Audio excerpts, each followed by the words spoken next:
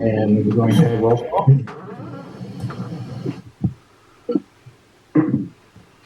Chair Paris. Here. Vice Chair McLaren. Here. Director Bryden. I'm here. Director Calandri. Here. And Director Urasic. Here. Thank you.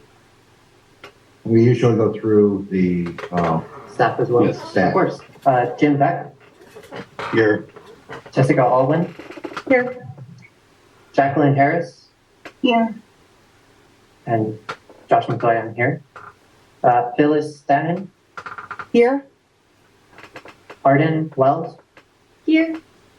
And Craig Horn. Here. And before we begin, I would like to welcome Russ Bryden on board. Russ is the new representative from Waterworks 40, and it's good to have you here or there, Russ. Welcome, and we're looking forward to working with you. Yeah, thanks very much. Me as well. The next meeting, we want to get you here if we could. Yeah, I think that might be something we talk about later this meeting, and I would love to do that. That would Can be I get a great. radio check? And Joshua, would you like to tell everyone the procedures that we're following today? Thank you. I'd like to remind everybody on Zoom to use the raise hand feature to let us know that you would like to make a comment. The format of the meeting, we will be following staff presentation, then it will be a board discussion, and then we will open it up to public comment. And for those here in person, if you could just raise your hand and let us know you have a public comment, and then we'll invite you up to the stand. Great. Thank you very much. And we're now on item 3, adoption of the agenda. Is there a motion to adopt the agenda? So moved. Motion made by Kathy, second by Brandon. Is there any discussion? Hearing no discussion, all in favor of the motion by roll call vote. Chair Paris.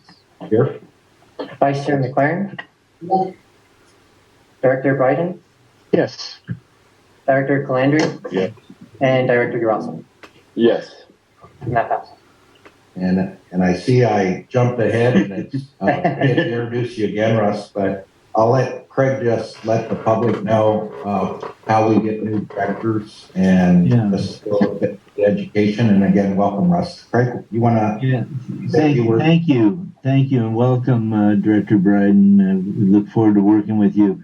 The rules. I just wanted to give everyone assurance that the rules and regulations provide for this appointment. The Board of Supervisors of LA County, according to the rules and regs, act as the governing board of Waterworks 40, and they are to appoint or delegate authority to appoint a representative from District 40 and an alternate for District 40. So AVEC and District 40 are permanent members of the board according to the rules and regs. And so is just kind of background that the rules and regulations have been abided by here. There's been an appointment through the Board of Supervisors to the Watermaster Board of Director Bryden, and we welcome his attendance and participation going forward. That's all I have. Thank you, Craig. And I'd like to add, Adam Marica has been a member of the board for about 8 years. He did a great job working with us, and he was one of the charter members, and he will be missed. And Adam was kind enough to give each one of our directors a call and explain to them that he was leaving. And so I just want to thank Adam for his many years of service, and he really served his community well. Thank you. I'll pass that along. And so, Adam will always be in the background. Even after he retires, I doubt he'll be able to walk away. He'll always be with us. I can imagine. And Russ, could you just take, like 30 seconds and tell us a little bit about your background and what you're doing now and how it came about that you're now on the Watermaster Board? Sure. So very quickly, I am the county's equivalent of the general manager for our Waterworks District 40 and our other districts and water systems. Adam held that role before, very briefly within our organization. It's a large organization. There's always movement, especially with the Great Recession. So Adam has a new role in our organization as of about 2 years ago. But we've kept him on the Watermaster board because of his wealth of knowledge.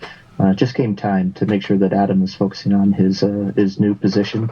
I've been the alternate for quite a while, so I'm coming in. My background is, maybe it's a little bit obscure. Things I've done in the past, the Sativa Water System, Sativa Water District down in Compton, the state's use of the first administrator. That was something that I got to do. Been in the water world for maybe 13 or so years, and about a 25-year career with the county. So look forward to working with all of you. Thank you very much, Russ. We appreciate that. And now we're on item 5, public comments. Are there any public comments?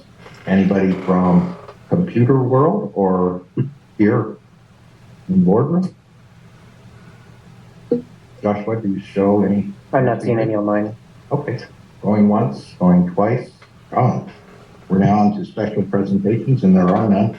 And that brings us to the annual election. And at this time, we need to elect a president and a vice president, a board secretary, and a board treasurer. I believe that the board secretary and board treasurer will be elected from the Hallmark group. And when we get to that point, I'll ask Jim to talk to us about who you would like us to elect in those positions. I'd be glad to do that. And at this time, Can I just mention, just very briefly, this is governed by the Rules and Regulations, Section 4C, to elect a chairperson and a vice chairperson from the membership, and the board is also authorized to appoint a non-member of the board as board secretary and treasurer. So just so we know we're operating within the bounds of the rules and regs. Thank you. and Craig, I know I've gone through these elections several times. The format is to just nominate, get a second to the nomination, and then have a roll call vote. Yes. Okay. Nominations are now open for chairperson of the Watermaster. Chair Paris, I'd like to nominate yourself for president and Kathy McLaren for vice president. Thank you. Okay. Is there a second to that nomination? I can second. Yes, you can. Kathy seconds that motion. And just so we're clear, it's chairperson and vice chair. All right, chairperson and vice chair. I'll get that amended. And Craig, it's proper to do both nominations in one vote, Let's do them as separate votes. separate votes. Yeah. So we'll start with the nomination for chair for myself. Is there any discussion of that nomination? Hearing no discussion, all in favor by roll call vote? Director Jurosik, Yes. Director Calandri, Yes. Director Bryden, Yes. Vice Chair McLaren, Yes. and Chair Paris. Yes. And that passed. Nomination carried. Thank you very much for your trust and support. And now we're on to the vice chair position. And Brandon's making the nomination for vice chair for Kathy. Kathy has seconded that nomination. Is there any discussion? Hearing no discussion, all in favor of the nomination of Kathy McLaren as vice chair for the Watermaster Board by roll call vote? Director Jurosik, Yes. Director Calandri, Yes. Director Bryden, Yes. Vice Chair McLaren, Yes. and Chair Paris. Yes. Thank you Nomination all. is successful. Welcome again as vice chair of the Watermaster Board. And privileged. And now we're on to election of board secretary. Jim, can you give us a little introduction of who will be our board secretary or who we should nominate for board secretary? Yeah, thank you, Chair Paris. The board secretary and board treasurer are discretionary positions under the rules and regulations. From time to time, there may be a need for them to act on behalf of the Watermaster to execute documents and agreements, typically an administrative position in most organizations. So with that in mind, we'd recommend that you nominate, that you appoint Jessica Alwyn as the both board secretary and board treasurer. And that's Jessica Alwyn. Yes, and Jessica's online. She apologizes she couldn't be here today. Her daughter is COVID positive, and she's taken the appropriate precautions. Jessica, we really appreciate you didn't come today, and I'm very sorry about your mom. And I hope. Thank you.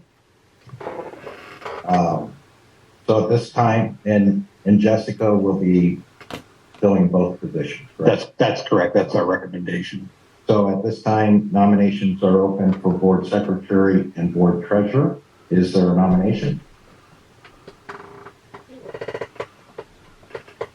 This is Derek. I'll make the motion. Derek, you're making the nomination for Jessica Alwyn to be our board secretary and treasurer. Is there a second to that nomination? I'll second. Kathy seconds the nomination. Is there any discussion?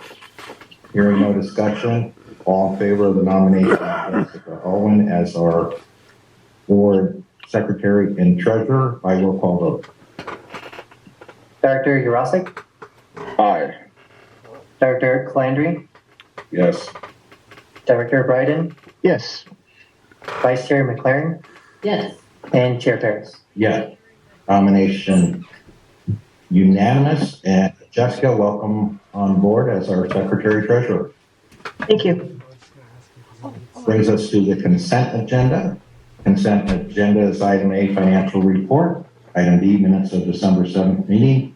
And item C, resolution number R2301, proclaiming a local emergency persists, re-ratifying the governor's proclamation of state emergency, and authorizing remote teleconference meetings for 30 days pursuant to the Brown Act. Is there a motion to approve the consent calendar? Motion made by Kathy, second by Brandon. Is there any discussion? Hearing no discussion, all in favor of the motion to approve the consent agenda by roll call vote? Director Urasic, Yes. Director Calandry, Yes. Director Bryden, Yes. Vice Chair McLaren, Yes. and Chair Paris. Yes. Motion carries unanimously. And Chair Paris, before you move on to the next item, Please. we may want to point out where we'll be at regarding the Brown Act and continuing teleconferencing meetings in the next few months, just to give folks a heads up. Yeah, that'd be great. Thank you. Yeah, I don't know, Craig, if you'd like me to do that, if you'd want to do that. Well, feel free. We have a memo in the back of the packet back from, I believe, November, and we've discussed how we're going to proceed. But next month is the last month for remote access. And however, I certainly encourage the board to be familiar with the memo and the difficulty of trying to meet remotely, that the board will be highly encouraged to be present, and what the restrictions are if we try to continue to meet remotely. But welcome, Jim, your comments and insights. Yeah, Chair Paris and Craig, I don't have anything to add. I just want to make sure folks are aware the change is coming, and we'll be keeping that in mind as we schedule, particularly the March board meeting. Great. Thank you very much, Jim. We're now on item 9, the advisory committee written report. Thank you, Mr. Chair. Do you hear me? Yeah, James, we hear you well. Go ahead. Right. The advisory committee met last Wednesday, the 18th, to discuss the items on the agenda, and the memo speaks for itself. But if you have any questions, I'd be more than happy to answer.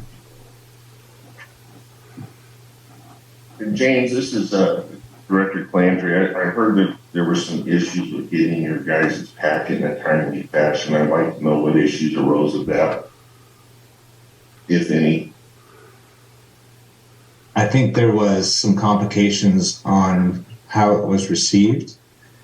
I did not receive the packet until I was off. We worked till Thursday, And I believe I received it Thursday afternoon, and we were off Monday for the holiday, so I wasn't able to put together the agenda until the Tuesday before the meeting. That was the issue that we had, but I believe we're going to be working that out to correct itself before next month. Okay, to your knowledge, was the advisory committee able to adequately handle all the discussion points? Sorry, can you ask me that again? So was the advisory committee, due to the packet coming out late, able to do a proper analysis on all items? No, they were not. Okay. Which items were not able to be looked at fully and correctly? They felt the first application, which was the Barrel Springs Properties LLC, was complicated, and they needed more time to review it before making any recommendations. All right, I need clarification from either Mr. Beck or Mr. Parton with the advisory packet lateness and the advisory committee not being able to do a proper analysis. It would seem appropriate to table that item until the advisory committee can look at it for the next meeting. Is that correct or no? Yeah, I agree, Director Calandri. If there has not been adequate time to analyze and give their opinion, I think it ought to be tabled for a month. Chair Harris and Brandon, that I would agree with that. And regarding the issue of the distribution of the advisory committee packet and the scheduling of that, we did have an item under our administrative report to address that and to discuss and receive board direction on how to proceed. There are some complications related to compliance with the Brown Act and scheduling on top of other meetings that probably merits a few minutes with this board to discuss how you'd like to proceed relative to packet distribution and how all those factors play together. And Jessica has a slide that when we get to our report, we can go through that with you. Thank you. Absolutely. Okay. Harris, we need to make a motion on anything with that, or when do we address that? I think we would do it as we get to those items. Okay. Any other discussion? Sorry, Thank Bill. I have nothing further on the advisory committee. Great. James, thank you very much. Two hands raised. Joshua, can you call? Phyllis from Todd Groundwater? Yes, thank you. I just wanted to say regarding tabling the item on Barrel Springs, deferring the decision is completely appropriate and up to the board.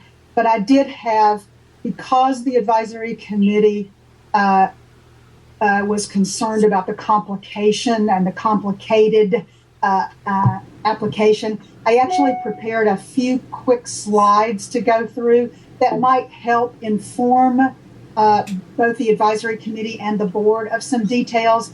No decision has to be made today if the board wishes to table it, but I would like the opportunity to provide some additional information that may help the review of that application. Phyllis, thank you for that, and we can do that when we get to that item. Or do you want to do that now? No, when we get to the item is great. Thank you. Are there any other questions of James on the advisory committee or any? Chair, there's one more comment from David Larson. Oh, and it's David Larson? Yes. David, go ahead. Yes, Dave Larson, Red Brick Solution. We're the engineer representing the parties on that. Just so the board knows, we have been delayed on 3 different occasions now. And so this project is in escrow, and it's costing time and monies in escrow that are of serious consequence. So we're hoping with Phyllis's presentation here that a decision could still be made. Sorry. Dave, thank you. And we're going to get to that item at number 15A, and we'll give you all the time you'd like after Phyllis to explain and make any requests you'd like. Will that be okay? Thank you. Yes. You're welcome. Anything else on the advisory committee report? That brings us to the administrative committee report. And Jim, I think. Yeah. Thank you, Chair Paris. The administrative committee met and we discussed the items on the board agenda. There really wasn't any additional items that I have to bring before the board. You've got Directors Urosic and Director, our new Director, and Director Bryden were also in attendance. Russ sat in for his first administrative committee in replacing Adam, so he was able to go through the items with us. So the two of them can add what they would like at this point. Let's make the appointment of Russ Bryden to our administrative committee. So Russ, you're now an official member of the administrative committee. Thanks. Say that with enthusiasm. I'm here to serve and represent. Jim, I do have a question on the administrative committee report. We had quite a lengthy discussion at our last meeting on the budget items.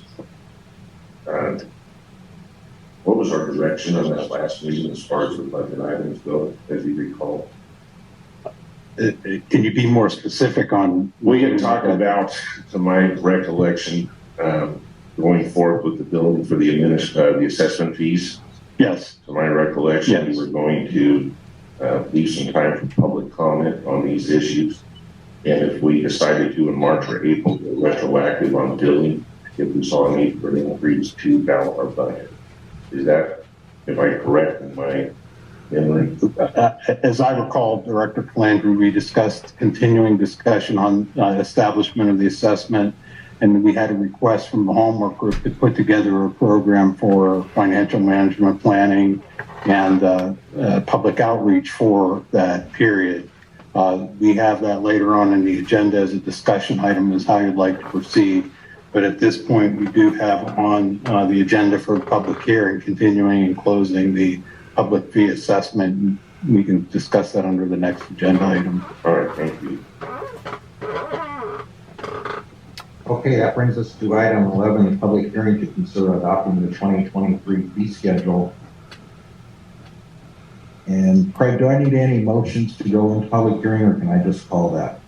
You should do it by motion. Motion to open public hearing. Is there a second to that motion? Second. Motion made by Kathy, seconded by Brandon. Is there any discussion? Hearing no discussion, all in favor of the motion to open the public hearing, considering adopting the 2023 fee schedule by roll call vote?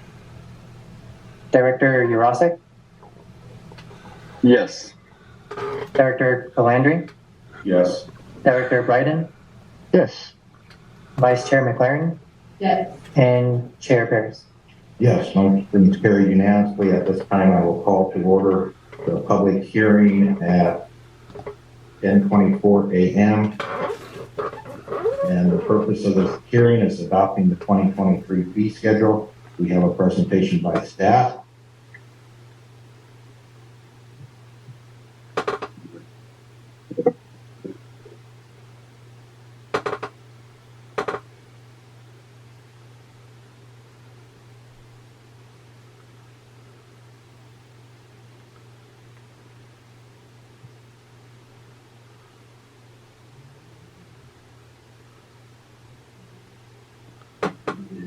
So Josh is pulling up the fee schedule that's been presented and is on the website. So that's what we're using for this discussion.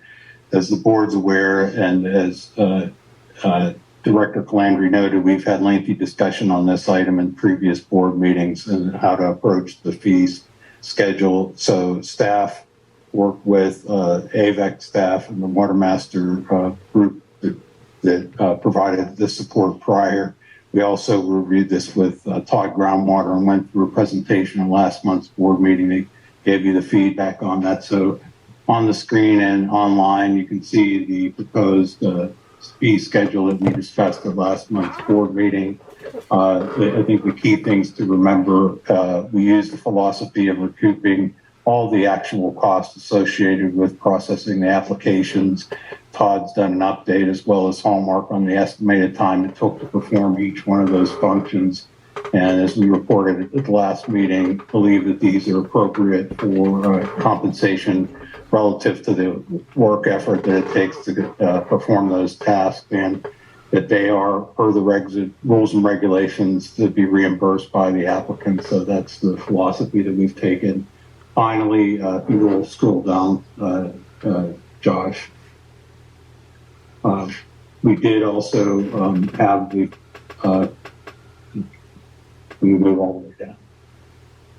And we also had discussion on the assessment remaining as it was under the budget items. That was the question that Director Palandri relayed. And so there was quite a discussion about how to proceed with that. And at this point, we had it still set at the current rate with no adjustment per that would end up with a shortfall, not a shortfall, a limited amount of reserve funds available at the end of the year. And that was part of the discussion that led to another item we'll be talking about, is proposed addition to the Hallmark scope of work to address those items. That's all I had, unless there are questions. Thank you. Brandon? Jim, I do have some questions on this. There's times going on, we've seen a few different issues presented to us as far as analysis go, mainly on the engineering side. The majority of this basin is obviously down in the flatland, but it does go into some of the footnotes. And doing the proper analysis on situational projects might require us to take a more in-depth analysis on specific items that come across this agenda. So my thought process on this, if it is even doable, and I guess it would be a great partnership, is my view that this fee schedule should be more of a minimum fee schedule, leaving the door open to where as needed for us to have a degree of comfort on specific projects and the person's the expense that's requested for the project, additional recording would be allowed. Do we have that ability within the judgment and within our fee schedule? And I think you're correct. That's a great question.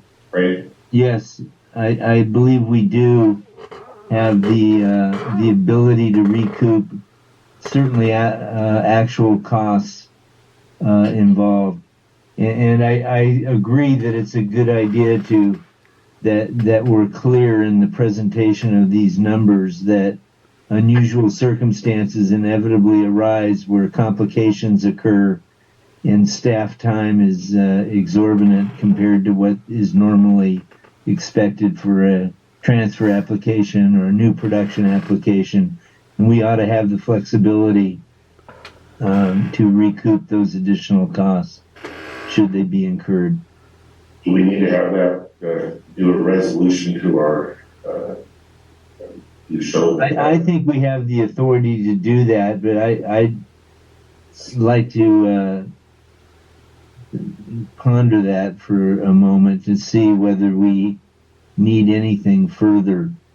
I'm confident. I mean, we give the numbers, so those are the basic numbers that if there aren't exorbitant staff time incurred or engineering time, we're confident with those numbers. So I'm good with publishing it, but there's got to be the understanding, and we've done this in the past with complicated transfers that involved an indemnity that we had to draft, that we recoup those extraordinary costs directly from the applicants. Okay. Okay. Anything else from staff?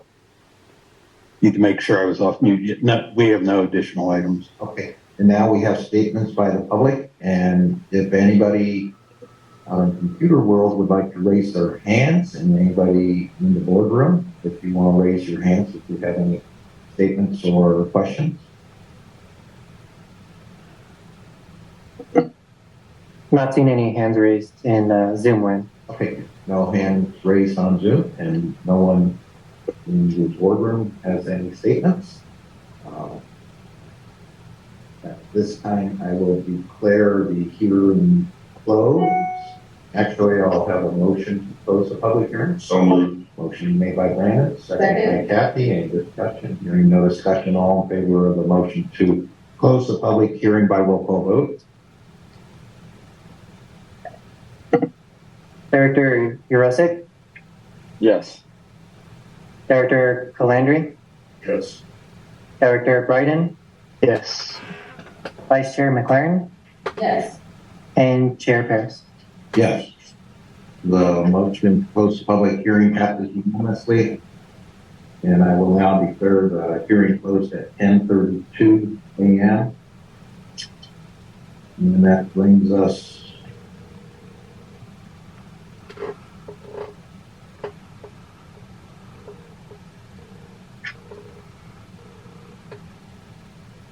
to item 12, consideration of possible action to approve the 2023 fee schedule. Is there a motion to approve resolution number R2302, approving the 2023 fee schedule? This is Derek. I'll make that motion. Motion made by Derek. Is there a second? Second. Second by Kathy. Is there discussion? Brandon? By approving this, is this going to limit our ability to be able to increase the assessment fee in April or when we get to it? Craig? No, I think that's a separate issue that's going to be discussed. As I understand it, what you're asking is, does approving this fee schedule restrict us in some way when it comes to the possibility of increasing the assessment? That's correct. No, I don't believe.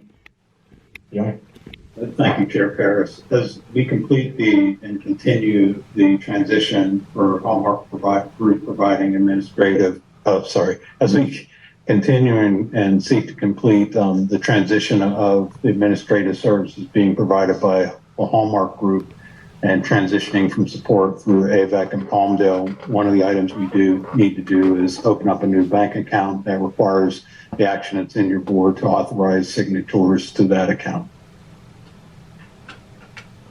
And what's the recommendation? Who would be the signatures to the account? And the recommendation is that you designate Jessica Alwyn and myself as authorized signatories to that account.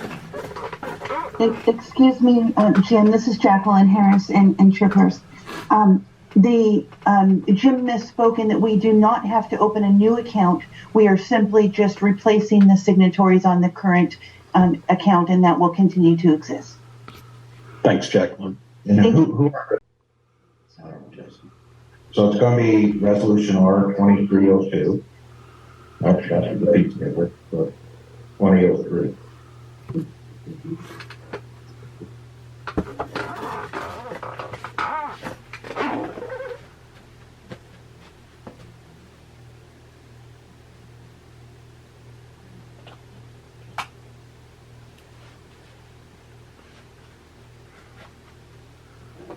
And Jim, what controls does Hallmark have on signing that level of check authority? Yeah, Chair Paris, I'd ask that Jacqueline, our CFO, and the chief staff members overseeing our financials for Antelope Valley can address your question. Great, thank you. Did you hear that, Jacqueline? I did, thank you. The controls that are in place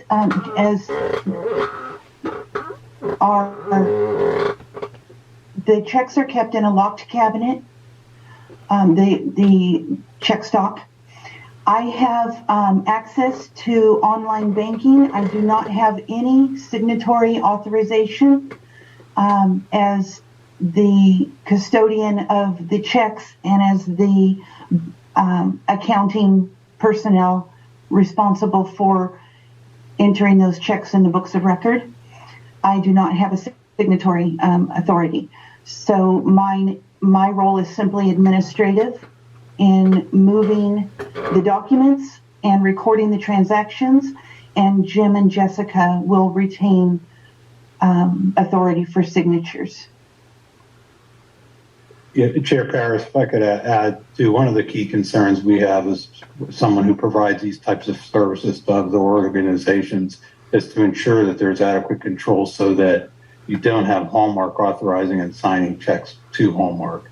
And one of the controls that we think is appropriate and helpful is you do see all the authorized checks that come out of that account as part of the financial report. So you will see everything we write to as time goes on. And really, that's one question that we've seen in other organizations like this, where you have this type of situation. Right. In other organizations I'm involved with, other boards, there sometimes is a control where a board member has to sign a check at a certain level. Is that something that you may recommend, or what are your thoughts? Yeah, Chair Paris, that's certainly something we could discuss, and again, another one of the items in our financial management strategy. But the control you have right now is we can't sign checks unless you authorize them. So we don't have discretionary accounts where we can spend X dollars without board approval. We have no authority to spend money without board approval. And then the controls that you have as Jacqueline, yes, set that, and before checks are signed, she can't sign the checks. It'd be either you or Jessica. Yeah, and if I could add, unlike some public water agencies, for example, as general manager of the Kern County Water Agency, I had discretion to spend $5,000 without board authorization. We don't have that. We have no authorization to spend if it's not been approved, either directly or through the budget process. But we have those controls in place. Understood. Okay. Additionally, there is no I do not have any authorization. This is Jacqueline. Sorry. I do not have any authorization while performing online banking activities to make any transfers other than to and from the Antelope Valley money market account for the replacement water.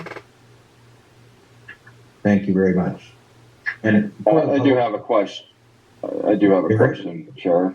So yes, just to clarify, I know Rob is asking a number of questions. This is what Hallmark's asking for is similar to the process and procedures that were in place when ABAC and Palmdale, Peter and Matt managed. Is that correct? That is correct. Identical procedures. Great. Thank you. Great.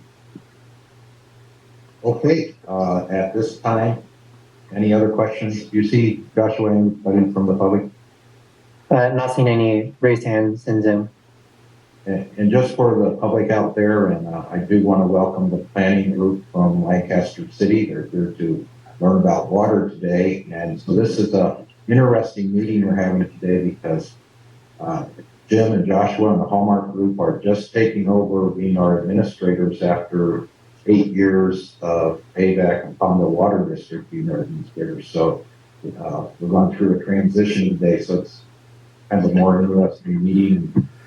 That's why we're having the type of questions we're having today. So, Jen and Luke, I welcome you here, and we look forward to teaching you a lot about water. So that brings us to item 13. Is there a motion to approve resolution R2303? And I think Eric, you wanted to do that? I'm more than happy to. So approved it as recommended by staff. Great. Thank you. Is there a second to that motion? Second. Second by Kathy. Is there any discussion? Hearing no discussion, all in favor of the motion to approve resolution number R2303 by roll call vote? Director Grosick? Yes. Director Calandri? Yes. Director Bryden? Yes. Vice Chair McLaren? Yes. And Chair Paris? Yes, motion's carried unanimously. Brings us to item 14, consideration of possible action on Hallmark Group's amendment number 2. And that's the report by Jim. Thanks, Chair Paris. As I referred to earlier at our last month's meeting during our budget discussion, we had considerable discussion on how to proceed relative to rate assessment. Also, that led into broader discussion on just fiscal management strategies and how to do outreach with the public about potential changes or adoption of policies. So the board's direction was to request that Hallmark develop a scope of work that would perform those activities. As the board is aware and the public may be learning, our scope of work is defined by our agreement with the board. So when there's work that's requested that's outside that scope, we have to get approval. We can't just begin working on it. We have to get approval and submit that for review and authorization by the board. So that's the first one of these that we've presented. And so in your board packet and online, we have distributed a copy of the draft proposal. We reviewed this with the administrative committee, and I'll go through a pretty high level review. So the proposal was developed by the Hallmark team, and you have a letter that's been executed by our CEO, Chuck Gardner. And really there are two key tasks and then subcomponents of each task. So the first was the broader development of the mechanics of the financial management plan development. Included 4 key points. One, we thought it would be appropriate to develop a cash flow strategy with at least a 5-year forecast so that you could use that tool to examine potential rate assessment strategies. So that would be the tool that you could use to consider different options. Then would have also look at, as the board requested, funding opportunities for supplemental funding to the district, to the Watermaster Association, where we looked at delinquency rates, what strategies might be appropriate, and are we spending sufficient time and resources on that, and what's to be recovered if we would spend more. And then also, as well as looking at grant and other funding opportunities. The next item gets into some of the questions that were raised earlier in today's meeting about assessment recommendations. What's the appropriate level of assessment? What are the right categories? Are we properly structured currently? And do we have the flexibility that's warranted? Another question is, what's the frequency of rate adjustments? Different organizations that I've examined and our team has been participating in had annual strategies, 5-year strategies. That's something we could examine through this effort and would be set up to do that. And then finally, establishing a more formal fiscal policy that describes it is adopted by the board and is available to the public to demonstrate what are the guidelines and practices that this board has put in place relative to fiscal policy. That would include the items that you've discussed above, as well as some of the mechanics that Jacqueline's been discussing with you as we've gone along. The second task is really all the outreach and meetings required to get public and board input on that. So that's all the components of how we'd interface with the public and how the board might choose to have workshops and meetings with the public to discuss these potential changes and what their perspectives were. So I won't go through those bullets in much detail, but it's facilitating companion meetings to outline the actions that are in the first task. Great. Thank you, Jim. Discussion by the board? I have some discussion points, Chair Harris. Sure, go ahead, Brandon. Jim will ask some direct questions. This is how I am. 5-year plans. I learned the first item here is the 5-year cash flow forecast. We're under contract with you guys for 1 year. We're under contract with Todd Groundwater, I believe, until 2024. I don't recall the Arnold Partners contract. That pretty well is our cash flow management. Spending the extra money that you guys do with cash flow analysis right now, I'm not seeing the expenditure fully because of the contracts that we have set up, the services involved at this point. I'd like that a little better understanding. Secondly, on the funding opportunities, the delinquency rates and grants. I would encourage us to have a discussion with the Allen Valley AT&D. They were able to come up with some very cost-efficient ways to come up with grants. I know that you can go to consultants that'll charge you a flat fee of anywhere from $15,000 to $80,000, regardless if it gets you grants or not. I'm okay with that. There's got to be a way to get this done to where grants can help pay for themselves. And then on the next one, they set a recommendation and development. It's a tough thing. I understand that we want to be aware of what other districts and other areas are doing on their assessment view, but we are our own district. With that being said, you guys know where I am. We've got to balance our budget. Our budget is a derivative of our contracts for services with administrator, engineer, and lead. Also on that assessment recommendation, I would like and encourage you guys to take another look at your fee schedules, just because I understand that we are passing those direct costs on, and you guys have previously stated that your fee schedule is direct cost. But I just want to make sure that it truly is you guys are taking into account for everything on it. And as far as the assessment recommendation goes to development, I don't know that we need to have a large ad hoc committee and spend months and months doing this. The bottom line is we've got about 100,000 acre feet between the city of 3 and 4. We've got $180,000 deficit. That's $1.80 an acre foot. That's what the assessment is getting raised to balance budget. I would encourage the people listening today to know that we have these public comment periods. We want to hear from them.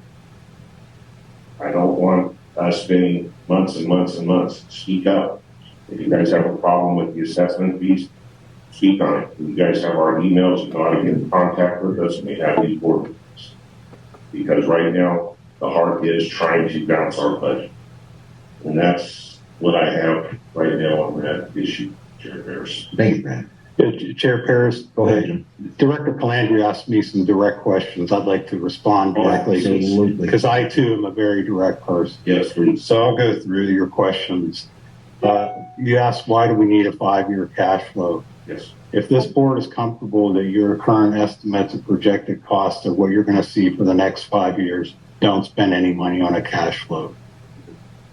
I don't know if you all share that same opinion. If there's anticipated changes in that, if there's consideration about potential inflationary impacts and how that might affect your budget, that's the value of a cash flow that can be utilized to project potential changes and how that is. But if you guys are comfortable with that, don't do it. I would. The Antelope Valley Air Quality Control Board certainly will look at all resources to expedite receipt of grants and how to collect fees. The fee schedule assessment, you asked about that. If you simply want to adopt the policy that we're going to balance our budget and do the math to determine what the rate should be on an annual basis, that's a very short discussion. You don't need to spend money on doing a fee rate establishment. You said a comment, and I want to be clear to the board and clear to the public that we were very specific with you and you were specific with us when you hired us. Our fees are split into two components, the administrative cost that takes to run meetings like this and the rest of that, and then the fee the work that we do to administrate fee collection. Fee collection is 100% reimbursable by the applicants. The administrative services are not. I didn't want anyone to be confused that all our services are 100% reimbursable, so I wanted to clarify that. So, yes, we were asked to provide some potential options. If you feel similar to what Director Calandri said, this could be a very short process. Thank you, Jim. Any other discussion? Any discussion from the public? This is Russ. I have a couple of thoughts. Okay, and can you say the names and we'll have them go forward, Joshua? This is Russ, but let's let Derek go first. You sure, Russ? You were ahead of me. I don't mind at all. I'm curious to see what you say. Maybe I won't have to repeat mine. Derek, well, great. Well, I'll take a swing at it. So, I appreciate Director Calandri's comments. And, my only comment is to Jim's point is, a 5-year forecast, I think, in any operation is a good thing to do. It doesn't have to align to contracts of employment. It more aligns to where we see our costs going, and from an administration standpoint, from a board standpoint, and from input from the public of, making sure if we're making decisions, we know what the kind of the pathway forward is. So, I'm a supporter of that. I don't think it's should be that much of an economic impact to their projections. So far as how fast we move and how much input we have from the public, I am open to a speedy process. But, my experience since being, a participant in this board is that there is always been an active engagement with all parties, whether it's the advisory committee or the public itself. So I don't want to shorten that for saving a few dollars. I think that we've been very transparent and very engaging in that. So I asked and looked for the board for feedback and for the public feedback of how active they want to be in that and what that outreach looks like, and us determined based upon that. So those are my 2 points. Thank you. Thank you, Derek. And Russ? Yeah, I think I made a good move. Many of the things that Director Yurosek shared, I agree with. I want to bring a couple of thoughts, a couple of comments in addition to those. We are not a water utility, but I think many of the practices of water utilities would be beneficial to us. So that concept of benchmarking that we talked about, how do other water masters handle their fees or their assessments? What's the structure they use? I would hope that would be built into this. So some sort of benchmarking effort. This process that we're going through is somewhat analogous to what we do with raising rates in the water utility world, or in the investor-owned world, the investor-owned utility world, like the rate case, making your rate case, doing a rate study for this, understanding what costs will be, projecting them 5 years forward, et cetera, et cetera. I see many parallels with that. I have some questions about Hallmark. Maybe you could respond to me when I finish here about your experience doing this. Generally, when we do this in the water utility world, there are a couple of firms that basically do everything. Raftellus is one that comes to mind. They're everywhere, but there are a couple others as well. So your firm's experience in doing these things, and the final point I think here is something I'm really concerned with. Setting rates year to year digs us in a hole. And my agency, my utility is feeling this right now. When we set rates the following year based on the expenditures we saw in the current year, the previous year, we always wind up behind. We've lost that revenue in the existing year, and we have to go be more aggressive in the following year. And I wonder if that makes sense, but it's a forever catch-up game where we fall further and further behind, where we cut into our reserves to make that gap up, and then can only catch up, never catch up, can only aim to tread water in the following year. And those are my thoughts. Thank you, Russ. Any other discussion? Well, if I could, I'd like to hear from Hallmark. I'm not sure I'm prepared to support this today. I've got a number of questions on what they're doing, how they're going to structure this. So I'd like to hear back from today. Otherwise, I'd want to discuss perhaps continuing this. Good. Thank you, Russ. Yeah, Chair Paris, I could address the several of Director Bryden's questions. I also wanted to point out too, and we didn't have a chance to report on this, but the advisory committee has recommended that this be tabled for this month. This was one of the items they felt that they didn't have enough time. But I think it is valuable discussion you're having even as they consider that. Director Bryden's specific questions about Hallmark's experience.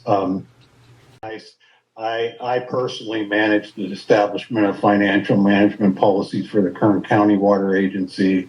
I developed the cash flow that helped fund and establish rates for Improvement District 4, including a $500 million capital expenditure project, and including setting rates for 5 individual public agencies. So, again, this committee asked us to prepare the schedule, not to solicit proposals from firms. There are other firms that can do this. They'll cost more than Hallmark. I will guarantee you that.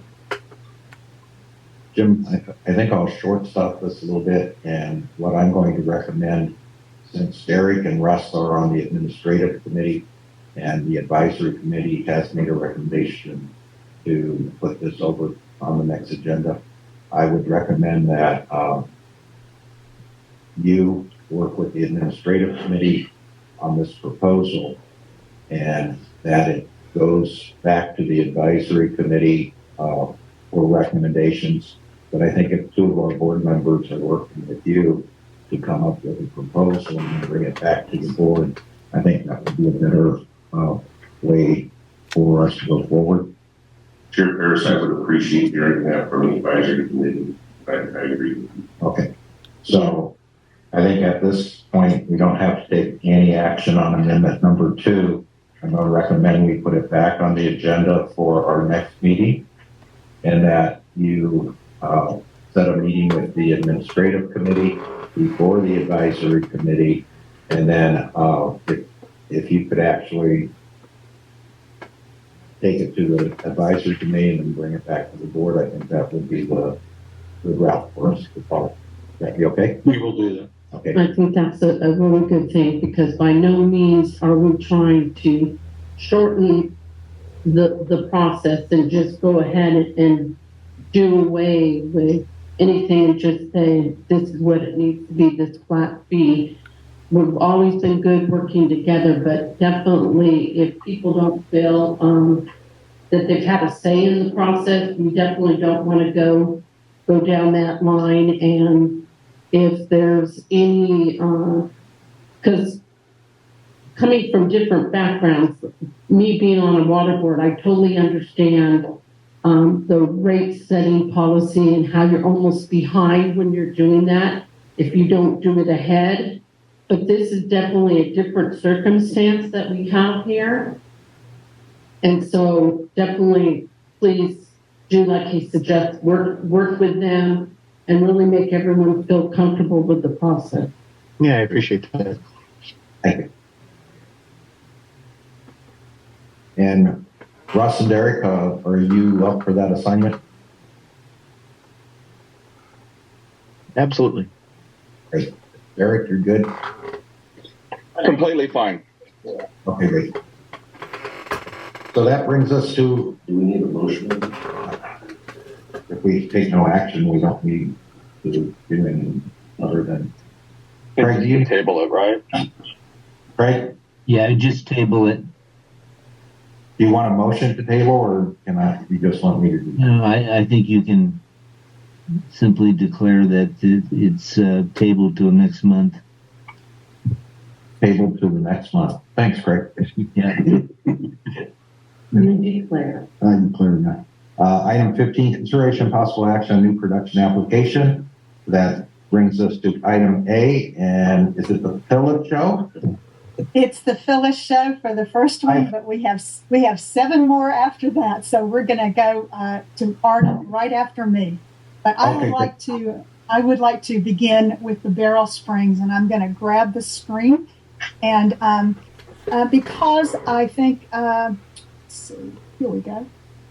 Because Phyllis, before you begin, I just want to, we have new people in the public. I just want to introduce you. This is Phyllis Staton. She's our Watermaster engineer and has been for almost the last 8 years and has done an outstanding job. So Phyllis, now it's the Phyllis show. Okay, great. Thank you. Can you see my screen? Yes. Yes. Thank you very much. Okay, so I appreciate the opportunity. We don't usually go through a PowerPoint with each of our applications, but because the advisory committee felt that this was complex, and I agree that it is. And so I just thought that if I went through just a few slides with the group, that it might give everyone a little bit more comfort as to exactly what we're proposing and what is being proposed and what we're doing here. So let's just begin by finding out where we are. We are working with the Barrel Springs parcels that are shown in the southeastern portion of the central Antelope Valley subarea. They're shown there by that red circle. The parcels are located just south of the California Aqueduct. And as you can see by that map, they are also within the Palmdale Water District service area, although they are at an elevation that is not currently served by Palmdale. They are proposing a 58-acre farming and farm worker housing development community to provide farm workers with agricultural experience in the area. And they are requesting 120 acre feet a year of new production to support that project. The project is sponsored by a nonprofit for farm workers on this facility, and the 120 acre feet includes both domestic use for some of the buildings and housing units that are being built on this 58 acres. 10 acre feet a year supports farm worker housing units, multi-purpose centers, a dining hall, storage garage, and a produce stand. They're also going to have landscape and agricultural irrigation on the property, about 12 acres of row crops and 25 acres of orchards. They also will be looking at grazing and small animal husbandry on the property. So that's about 110 acre feet a year plus the 10 for domestic use. That's the 120 acre feet a year. You can see that their parcels are located near the southern basin margin, again, just south of the California Aqueduct. And that's really caused some complications with geology.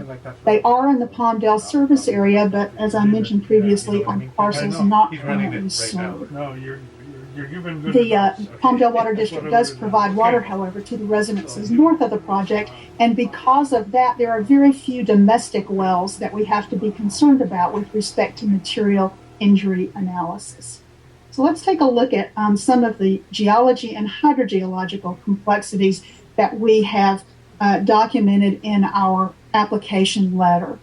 The basin margin where the parcels are located is characterized by the San Andreas Fault Zone. What that means is that there's a series of numerous parallel and subparallel faults.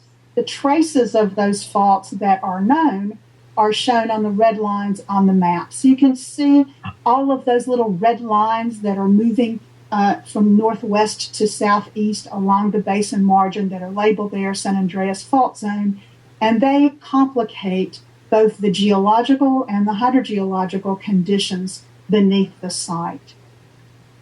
We see these faults in some areas that are actually impeding or redirecting groundwater flow. They can create full hydraulic barriers or partial hydraulic barriers, and they can reduce the direct hydraulic connection to the basin aquifers. So recharge that goes through this area makes it into the basin, but sometimes through a circuitous route, not directly sort of down gradient. When you draw these regional groundwater flow patterns on the basin, we are channeled here by more local flow.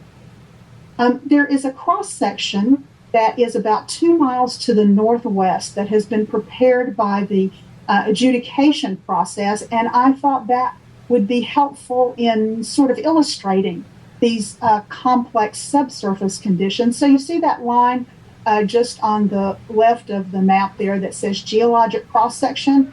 That line goes from Beryl Springs Road up to Palmdale Boulevard. And I just thought it might be helpful to take a look at that cross-section on this next slide. So on the left part of the slide, this is a southerly profile moving from south to north. And you can see Beryl Springs Road has been highlighted there in the south and going to Palmdale Boulevard highlighted there in the north. You can see from the depiction there that there's not much yellow. Yellow represents these alluvial aquifers that are the aquifers that contain most of the groundwater in the basin and provide the highest well yields to wells that are drilled within the area. In this area, we don't have very thick aquifer alluvial deposits that are shown there by the yellow. Rather, we have Pliocene sedimentary rock, in some cases referred to as bedrock in this area, at relatively shallow depths beneath this. This is usually characterized by lower well yields. A lot of the wells that are drilled in the basin margin actually go down into the bedrock and produce water from fractures in that bedrock. but typically the well yields are a little bit low. This situation here, I'm just going to go right ahead here, again, puts the yield of the applicant's proposed well as a little uncertain. From our perspective, the Watermaster is interested in knowing about whether or not the proposed well will cause material injury. And in some cases, that means impacts to others' wells. So there isn't much of a concern for material injury as to whether or not the applicant's well is going to be a good well that would produce the water needed for the project. But we do recognize, and I know the applicant knows this as well, that there's some uncertainty associated with how much water they'll be able to pump from the basin given these bedrock conditions. Perhaps they'll be lucky. It's very difficult to predict this, but we do recognize that because of the faulting in this area, this is probably a concern for the applicant. Again, Palmdale Water District does serve the residences to the north, so there's not very many private wells to consider for material injury analysis in this particular application.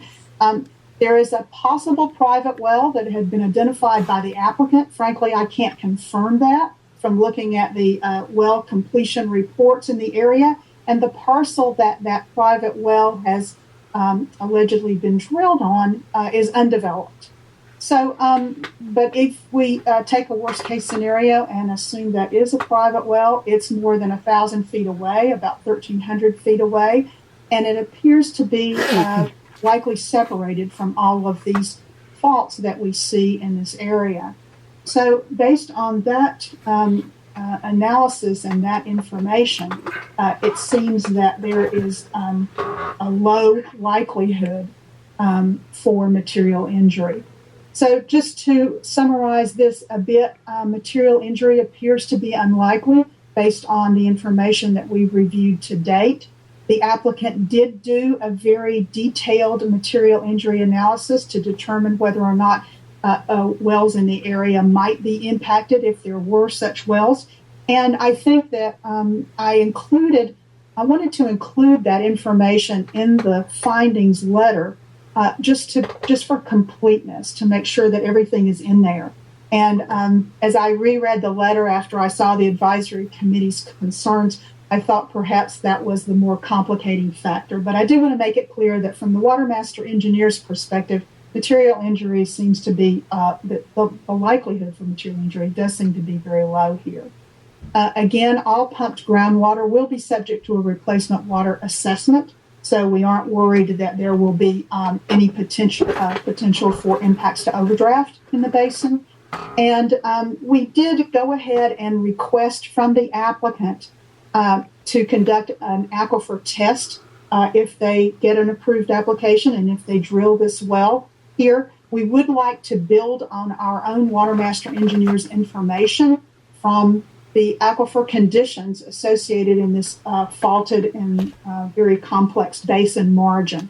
So this is something that the applicant would presumably would like to do, and from a hydrogeological judgment perspective should do anyway.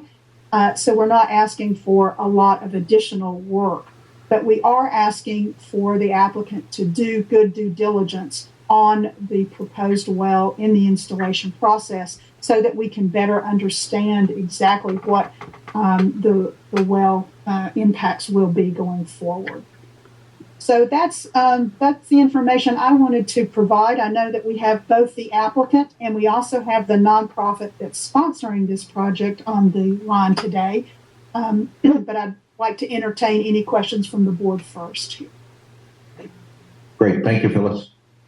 Phyllis, it's Director Clandry. You talked about replacement water assessment. With where that's located, how do you get replacement water into that part of the basin?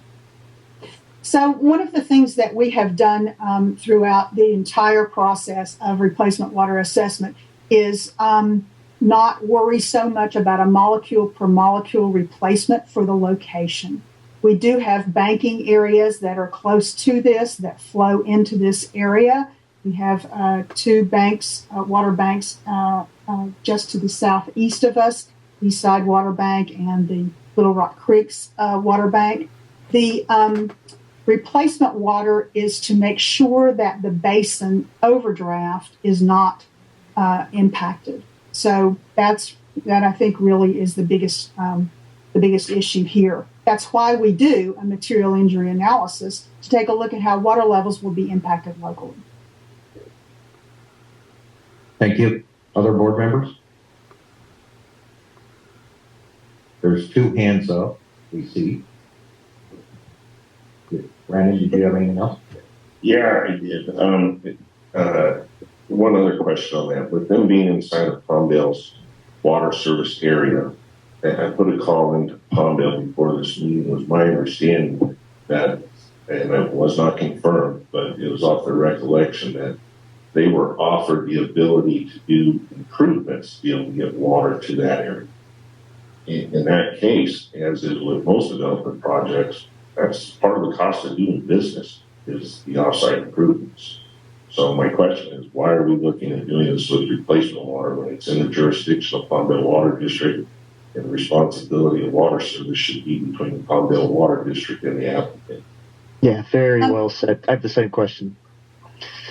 Yes, thank you. Thank you for that. We obviously have been working with Palmdale Water District. We would never have ignored them during this process. Palmdale Water District actually asked us for one of the delays that Mr. Larson had mentioned previously so that they could take another look at this. Their closest well is more than 2 miles away, and the elevations of this area were areas that they had identified for the future that they were not planning to serve.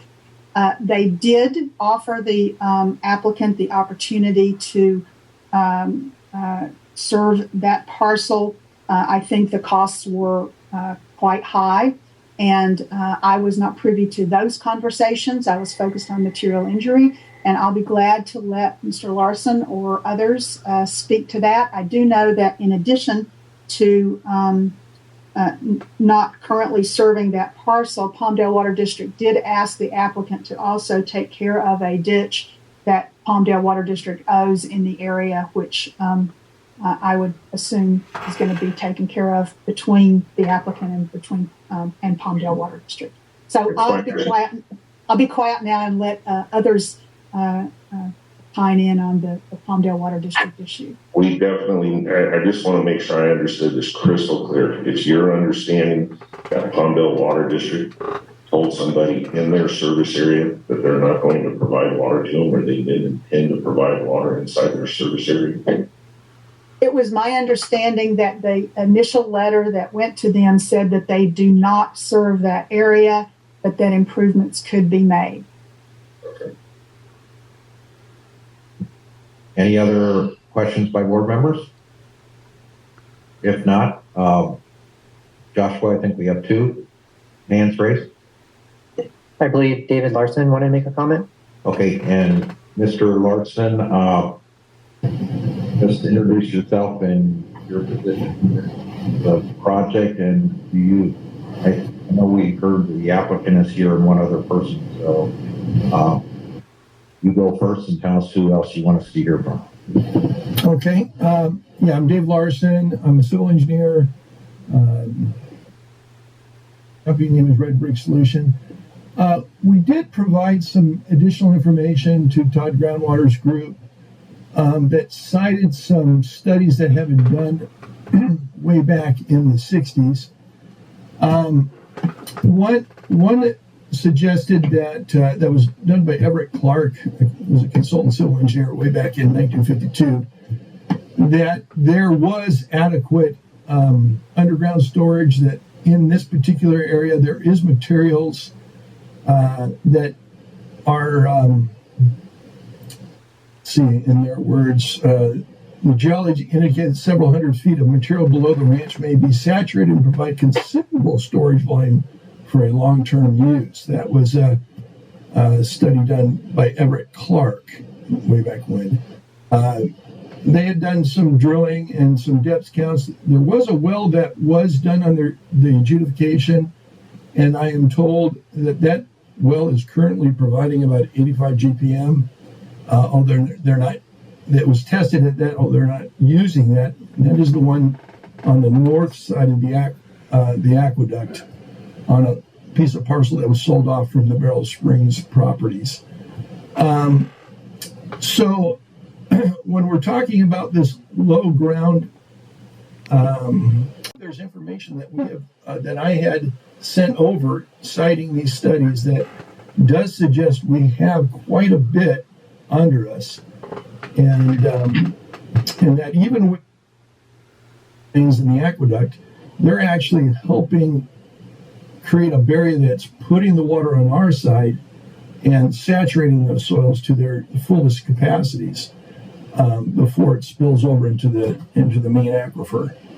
So, with that in mind, we have done some preliminary investigative work that suggests that our yields could be highly sustainable. So, Mr. Larson, this is Director Clandry. Did you say you're intending on using a well that puts out that 87 GPM to your knowledge? I'm sorry, say again? You say you guys are intending on using a well that, to your knowledge, is about 87 GPM? Well, I'm saying that during the adjudication process, there was a well established on the properties that was sold off. So it's no longer on this application. It's on a neighboring property. And that well is identified in this report that it had an 85 GPM when it was tested. It is not being used currently to that degree. So, because it's just servicing a private home. So. Okay, any other questions from board members? Mr. Larson, any other discussion? Just, I did have one more. Mr. Larson, you said you were delayed 3 times. Can you tell me about those 3 delays? Yeah, and who else has their hands raised? They may be more... And Mr. Larson, during this presentation, if you want to call on other members of the applicant's group, just go ahead and do so. Yeah, if John is online, I'm not sure if he's still there, but he's part of the group that is leading this project. He may have had to go off, but what is John's last name, Mr. Larson? It's Maceri. Maceri. Mm-hmm. And anyone else from the applicant group? Toby Waxman may also be online. I'm not sure if she's there still. But during the process, we originally applied in October, trying to make the November agenda. Because of these complexities that have been talked about, it was delayed to December. Then the December meeting was canceled, and the client is trying to secure escrow, but before they do, they have to have a confidence level in that no matter what we yield from a well, that at least if it is yieldable, that we're allowed to capture that yield in essence. So we're asking for the 120 acre feet. We don't know if we'll get enough water to do that, but that's our expectation. If we have to drill additional wells, there's other opportunities on other lands to do that. That's part of the project. But and the project is kind of a growth over years, and so early on our yields that we need, and it was identified in a report we'd sent over to Todd Groundwater, it's over kind of a 5-year period that we're looking to finally achieve the 120 acre feet. So with that in mind, we're hoping that we can have some approval today, if it's not the 120 acre feet, it's part of this other tiered application we were hoping to get, but we're hoping to have some sort of decision so that we know we have water available to us and that it can be that we can bank on. And so, and have this escrow then go into final documents and have the purchase completed. Mr. Larson? Yes. You understand that replacement water is not a permanent source of water, and I question whether or not you can even get building permits without having a permanent source of water. Agreed. And so we are doing test wells, but we hadn't done the test wells because we wanted to make sure that the application for the water would have a sustainable quantity that, if achieved, then we could move forward with the purchase of the land. So it's a staged kind of thing. They're looking at their resources and fundings. This is a nonprofit group, and so they're very sensitive of the money they spend, and so they're trying to get some assurances up front that if they move forward, there's water available to them. And one of them is, obviously, even if we did tons of water, what is it that's going to be allowed through the Watermaster to be used on the property? And so this is the first stage of their confidence level that the project can be done.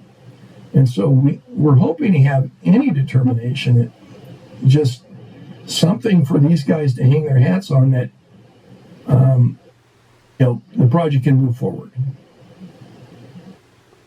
Any other questions by any board members? Chair Ferris, there are two more public comments. One from a phone number, 805-3410-774.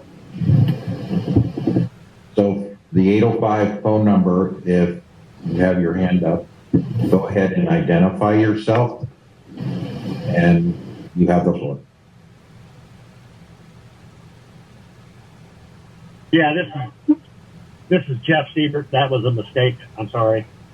Okay, no problem, Mr. Siebert. We'll take you off. And who's the second one? Robert Strock.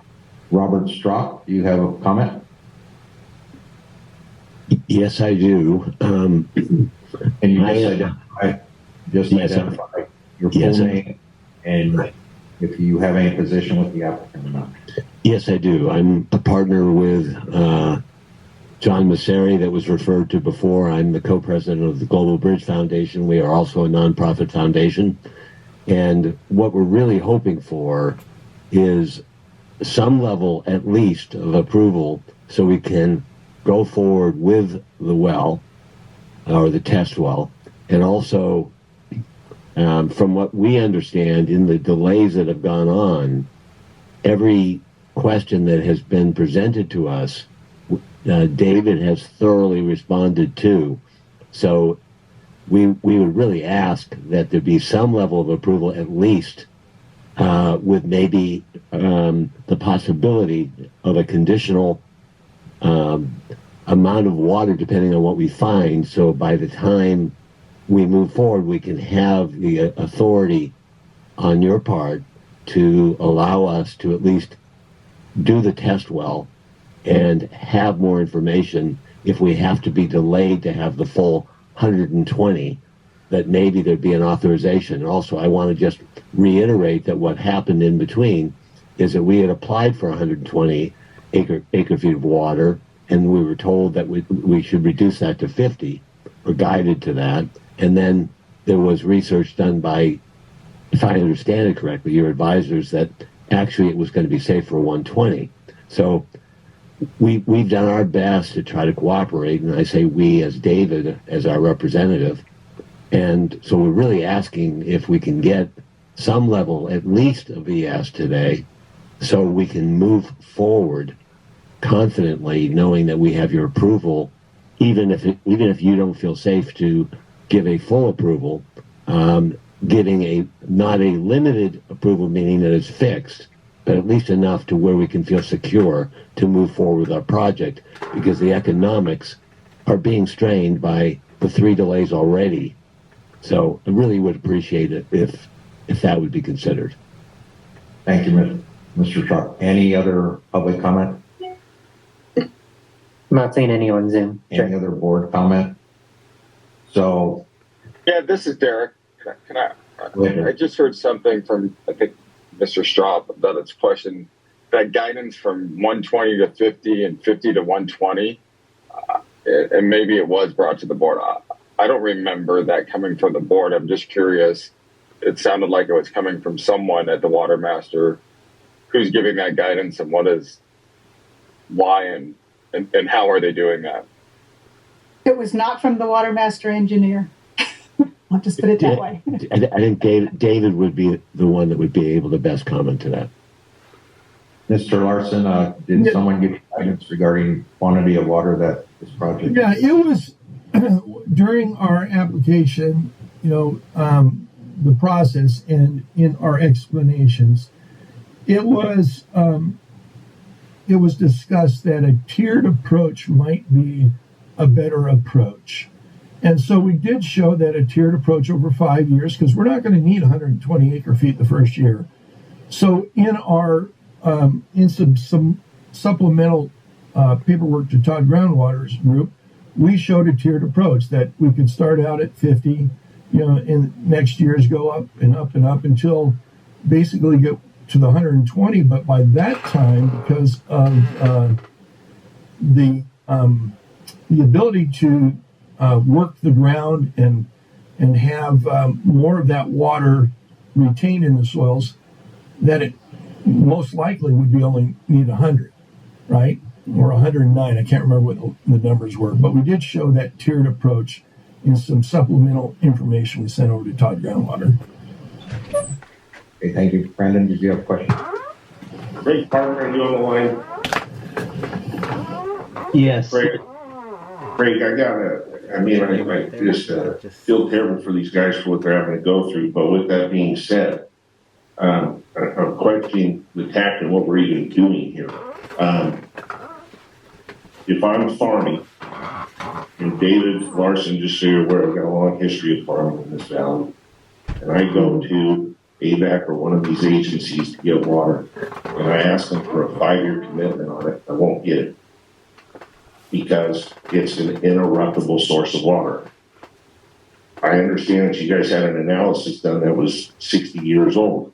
You guys need to realize that our adjudication, which was started in the late 90s, all of the studies that were done since then have put us where we're at today.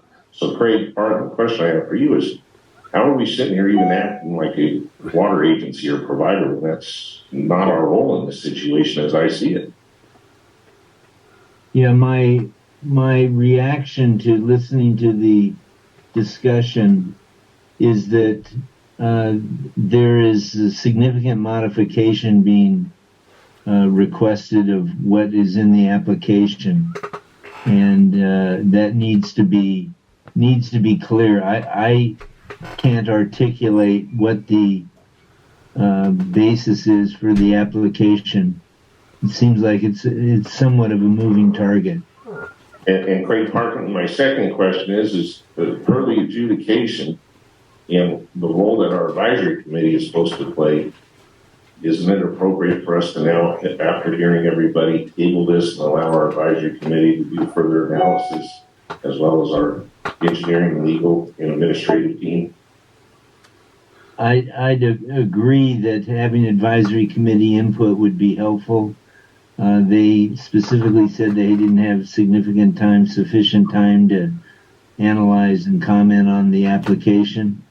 It doesn't mean that the board can't act if there's not advisory committee input, but the better practice and what we followed as a board from the beginning of the advisory committee is to take seriously their input and analyze, and then independently analyze it as a board based on that input and input from other sources. So I would agree that the better practice, the practice of the board in the past has been, if the advisory committee believes there's inadequate opportunity to analyze something, we've generally deferred to them for a month to get that information and be able to weigh in. And I'd just like to add I'd like to add something about the tiered approach. I apologize. I now remember the circumstances that the applicant did say maybe a tiered approach might work. We talked to them about 120 acre feet a year being promised in perpetuity is difficult with respect to this board, and that was the idea behind the tiered approach. The problem with the tiered approach for this project is this. They still need the certainty of the future water. And so because of that, a tiered approach seems to me to be unhelpful. If we approve a certain amount now and they still need the water in 5 years, that water will need to be reanalyzed. And so it didn't make any sense to us to sort of have this drag out for 5 years if the board was not wanting to approve that full amount now, if that makes sense. And can I say something too? So, and for those who don't know, I am a director on the Palmdale Water District Board. This is like so very important. We cannot mess up on this and not have runoff or anything get into that ditch and everything. My thing is, I don't understand, like Brandon is saying, when there is the possibility, I feel they should do the required work to do the improvements to the district system so they were guaranteed water. To me, that seems like the logical thing, and I don't even know who's doing the real estate dealings or anything, but anything less, I don't really think we can really guarantee. We can't. The only way that you can, and I'm saying this more for you, Mr. Larson, through the groundwater adjudication, the best guarantee that you have is acquiring permanent restricted water rights. And yes. that's the course of action that I would advise. Also, Mr. Bryden, it's my understanding in order to issue a building permit in LA County, you have to show a 20-year supply of water in that structure. Is that correct? And to your knowledge? Yep, it's my knowledge. But I'd want to check if you're going to make a decision on that. Based on that. I've heard it from several different people. I'm going to go ahead and take that as what I understand to be true. Okay. Hey, we could go on all day about this. It's clear that there's not going to be approval today. If I may make one last comment. And please state your name. It's David Larson again. I'm sorry, I had my hand raised. When you're out there, I can't tell voices. So go ahead, Mr. Larson. Yeah. So the project, the requirement for the 120 acre feet is an ultimate, development goal. But the project can be sustainable at lesser levels. If we can only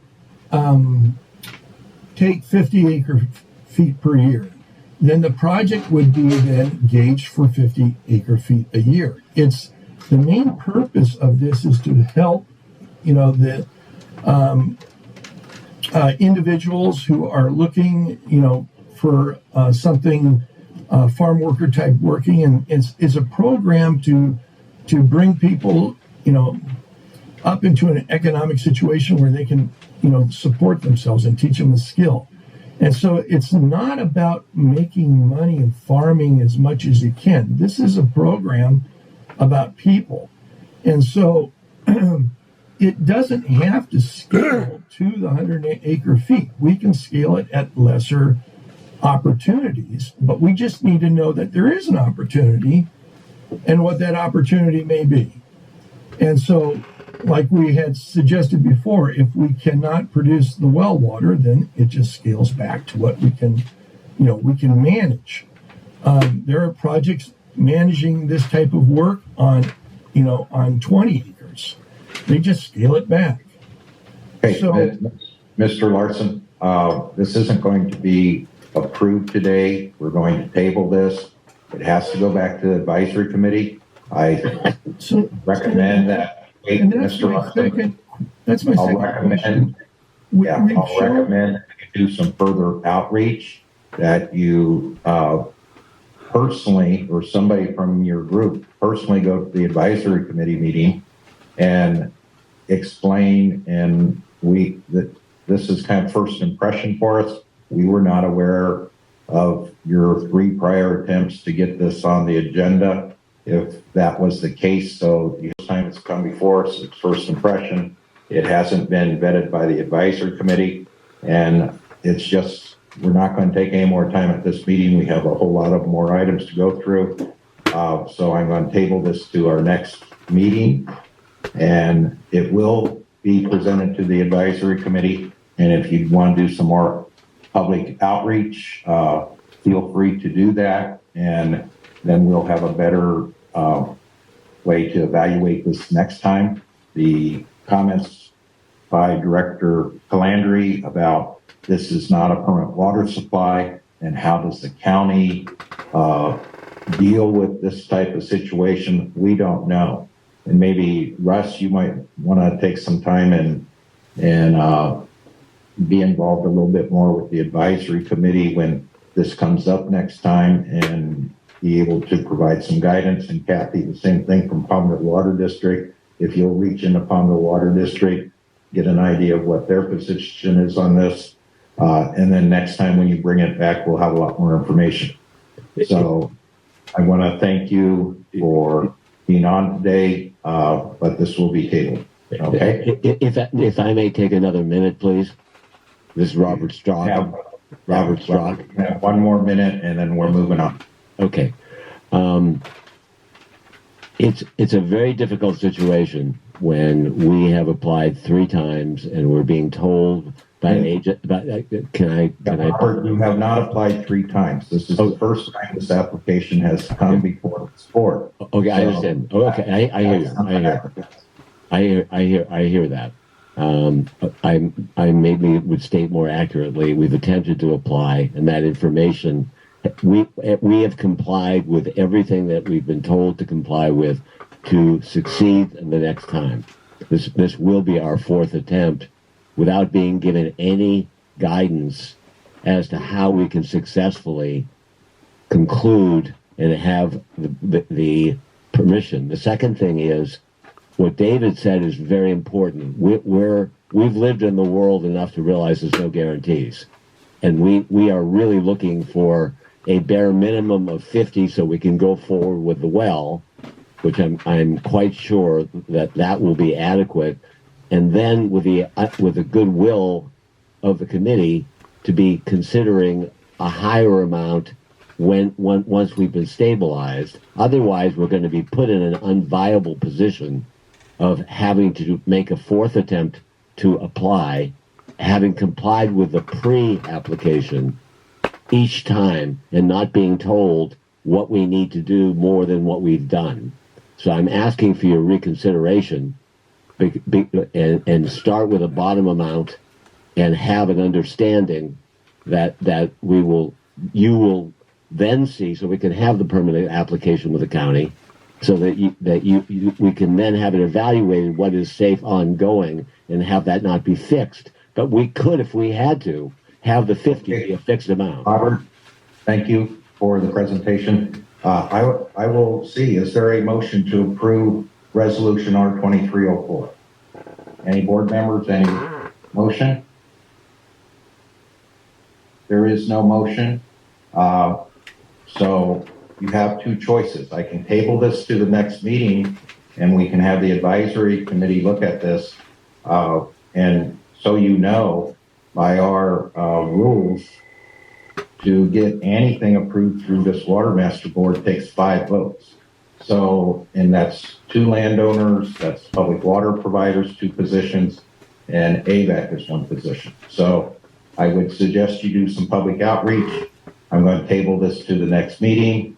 I suggest that you in person go to the advisory committee and Russ Bryden, I'm going to assign them to a special committee on this issue to take a look at this before it goes to the advisory committee, and with our Watermaster engineer and attorney, give further information and direction to the applicants.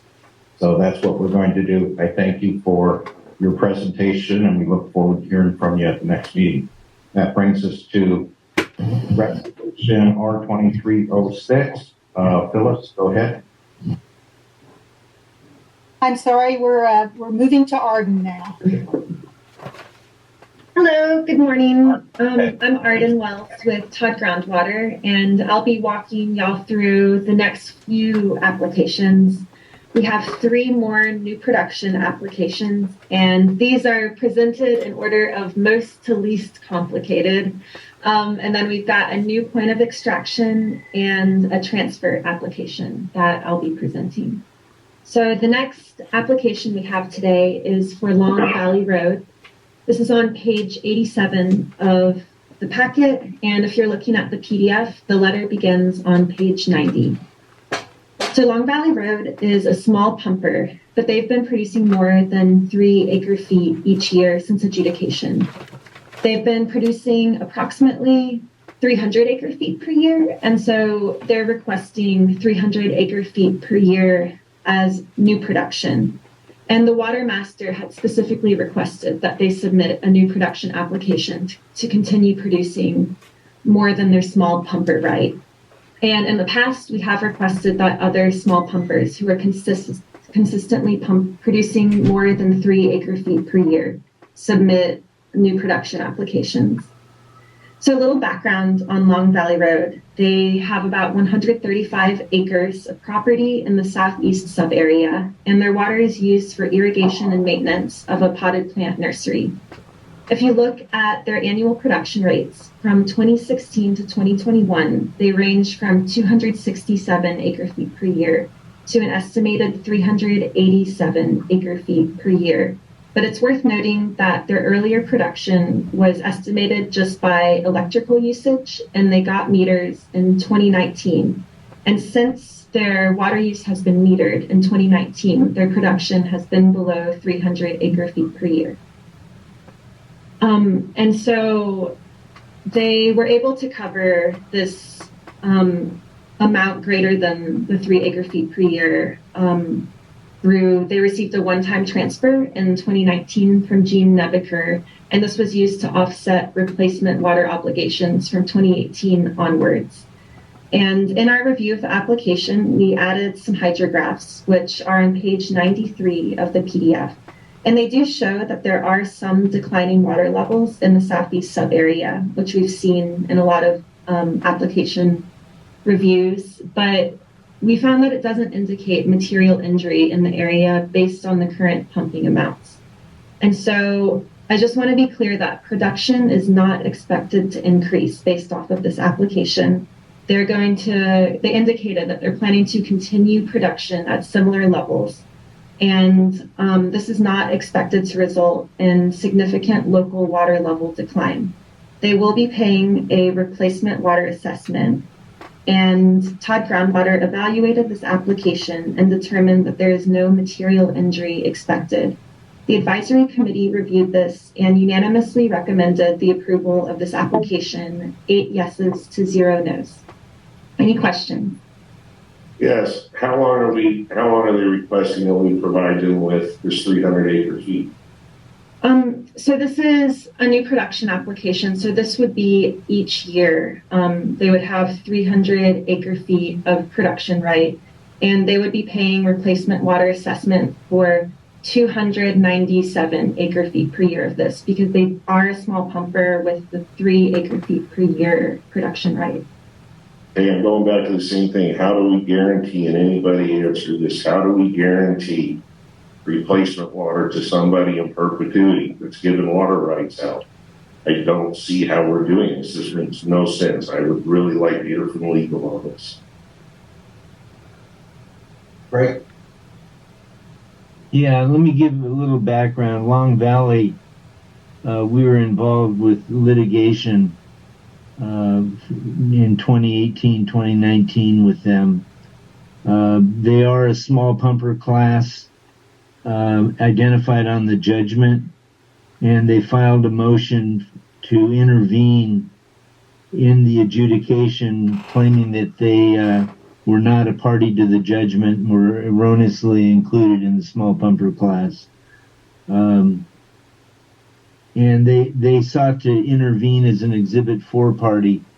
And ultimately, we prevailed in that litigation that they are a small pumper, and any request for pumping in excess of 3 acre-feet had to be pursuant to a new production application.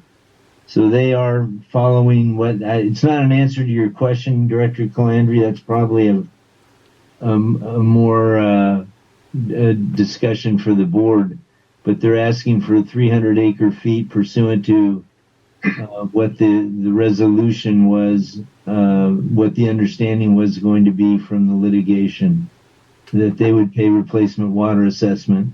Now, if the water's not there to replace, then we've got a substantial issue discussing whether we can approve any applications going forward. Well, that's the point that I'm making, Craig, and that's where we need some. We've had discussions on a resolution for a more definitive way to clarify that this is an interruptible source of water. I mean, the replacement water is provided that ABAC and Palmdale can provide it to us. And if they can't, they don't get their water. Craig, before you answer, my understanding also is they are a small pumper. They have the ability to buy replacement water, or they can go out and get carryover water or even a production right. Yes. So, they have those options. This is not us saying we will, or that ABAC or Palmdale Water District. That's right. They can acquire it through transfer. And I was just told that it was 300 acre-feet going forward to them. So which one is it? They're putting in an application for 300 acre-feet, or actually 297 acre-feet. And they will be paying for transfer water if necessary. If they can carry water, if they can, or production water. But it's not a lifetime guarantee that water is going to be there. And it's question. I want to make sure in documentation, in the application process, are we clear on that?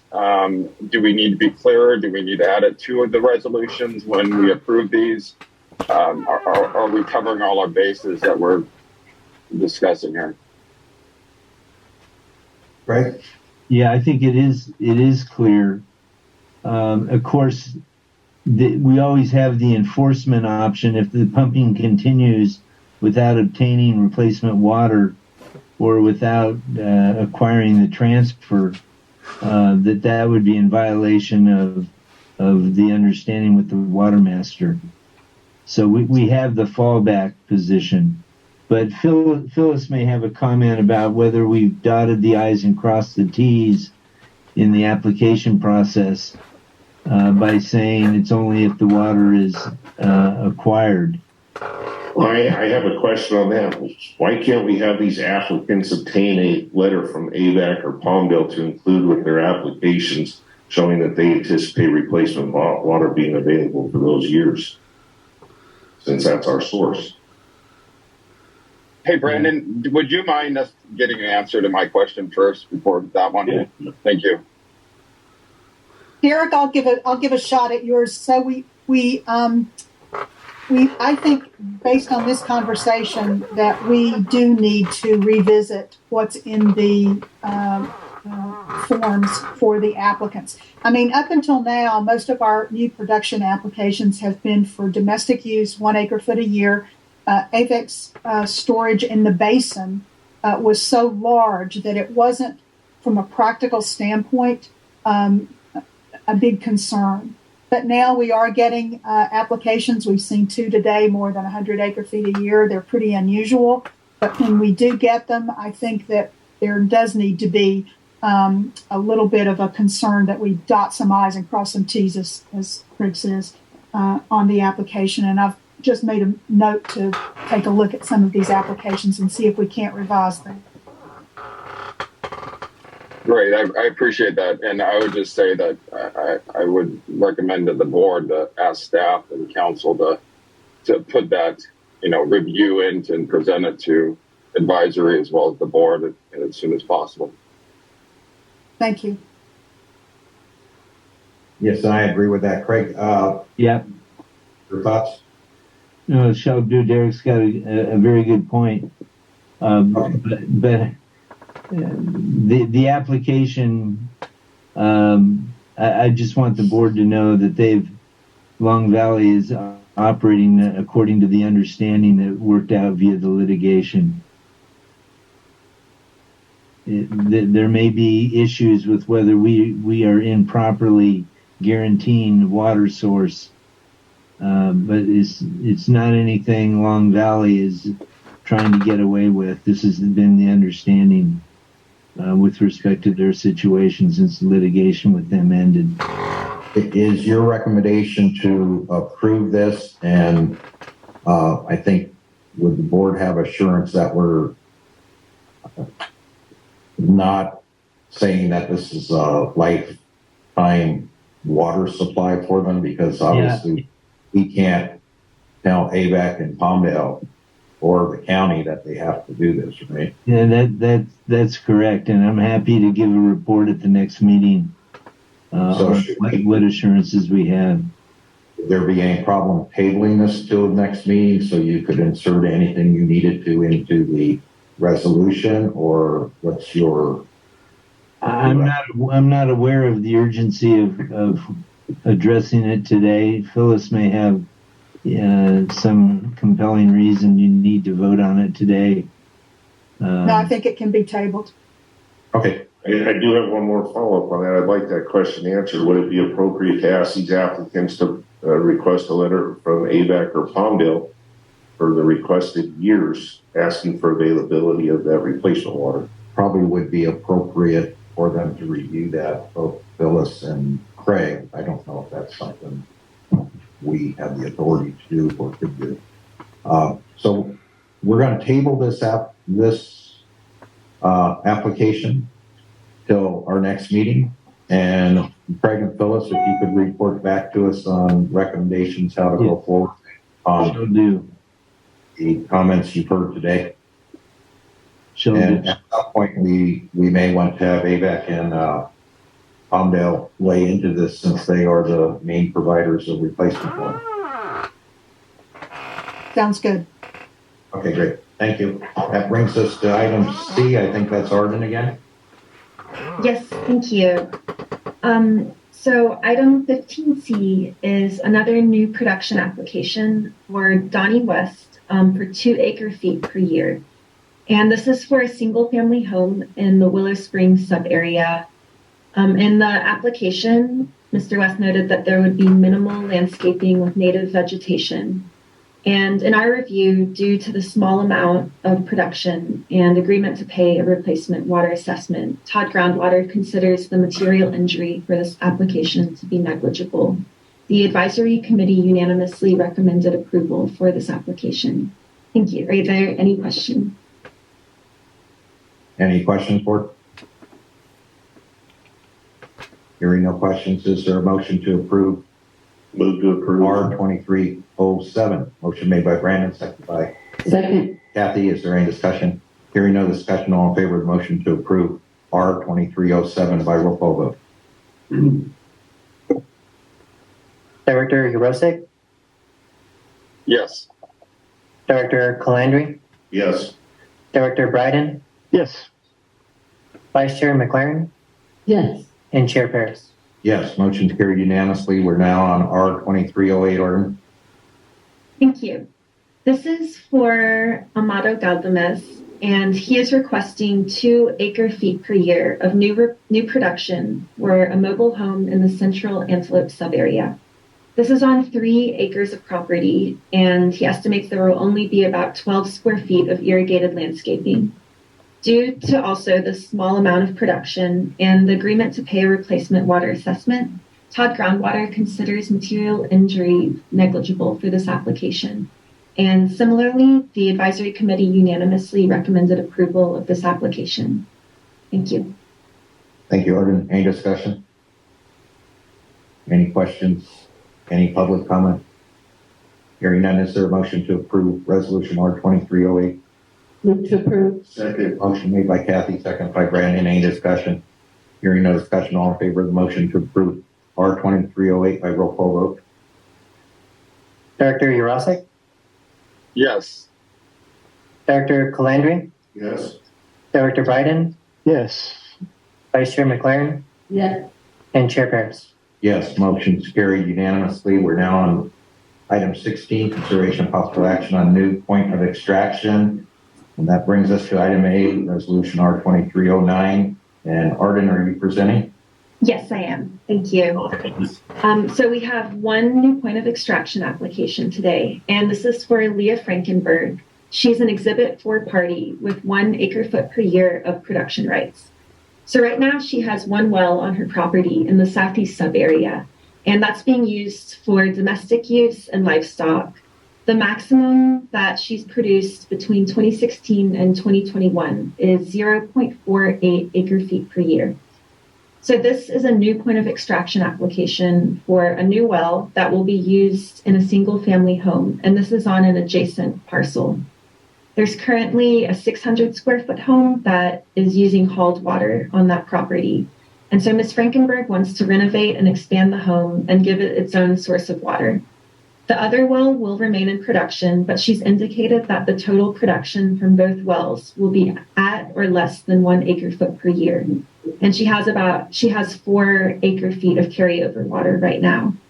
And so Todd Groundwater found no potential for material injury because this is a very low amount and it will remain within her production right. And the location is changing minimally because it's on an adjacent parcel.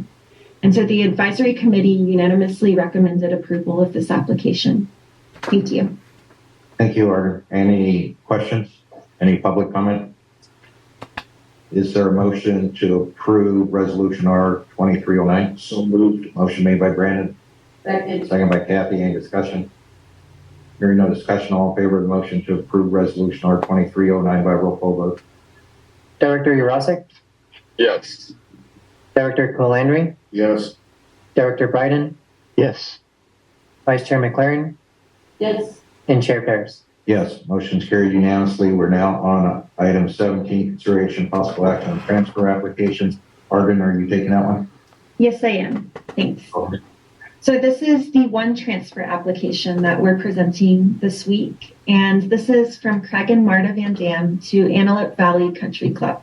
This is on page 211 of the application, and in the PDF, the letter begins on page 214. So this is for a permanent transfer of 1 acre-foot per year from the Van Dams to Antelope Valley Country Club. And so Antelope Valley Country Club is a small pumper, and they're also included in the Exhibit 8 list in the judgment. And this means that they have rights to produce imported water return flows. So the purpose of this 1 acre-foot per year transfer is so Antelope Valley Country Club can become an Exhibit 4 party. And this would mean that they can carry over transfer water or imported water return flows from year to year. And both parties are in the central Antelope sub-area. And the past production of Antelope Valley Country Club has ranged from 157 to 465 acre-feet per year. So it does vary, but there hasn't been any sort of linear increase in production. The last report we have is 2021, and it was 157 acre-feet.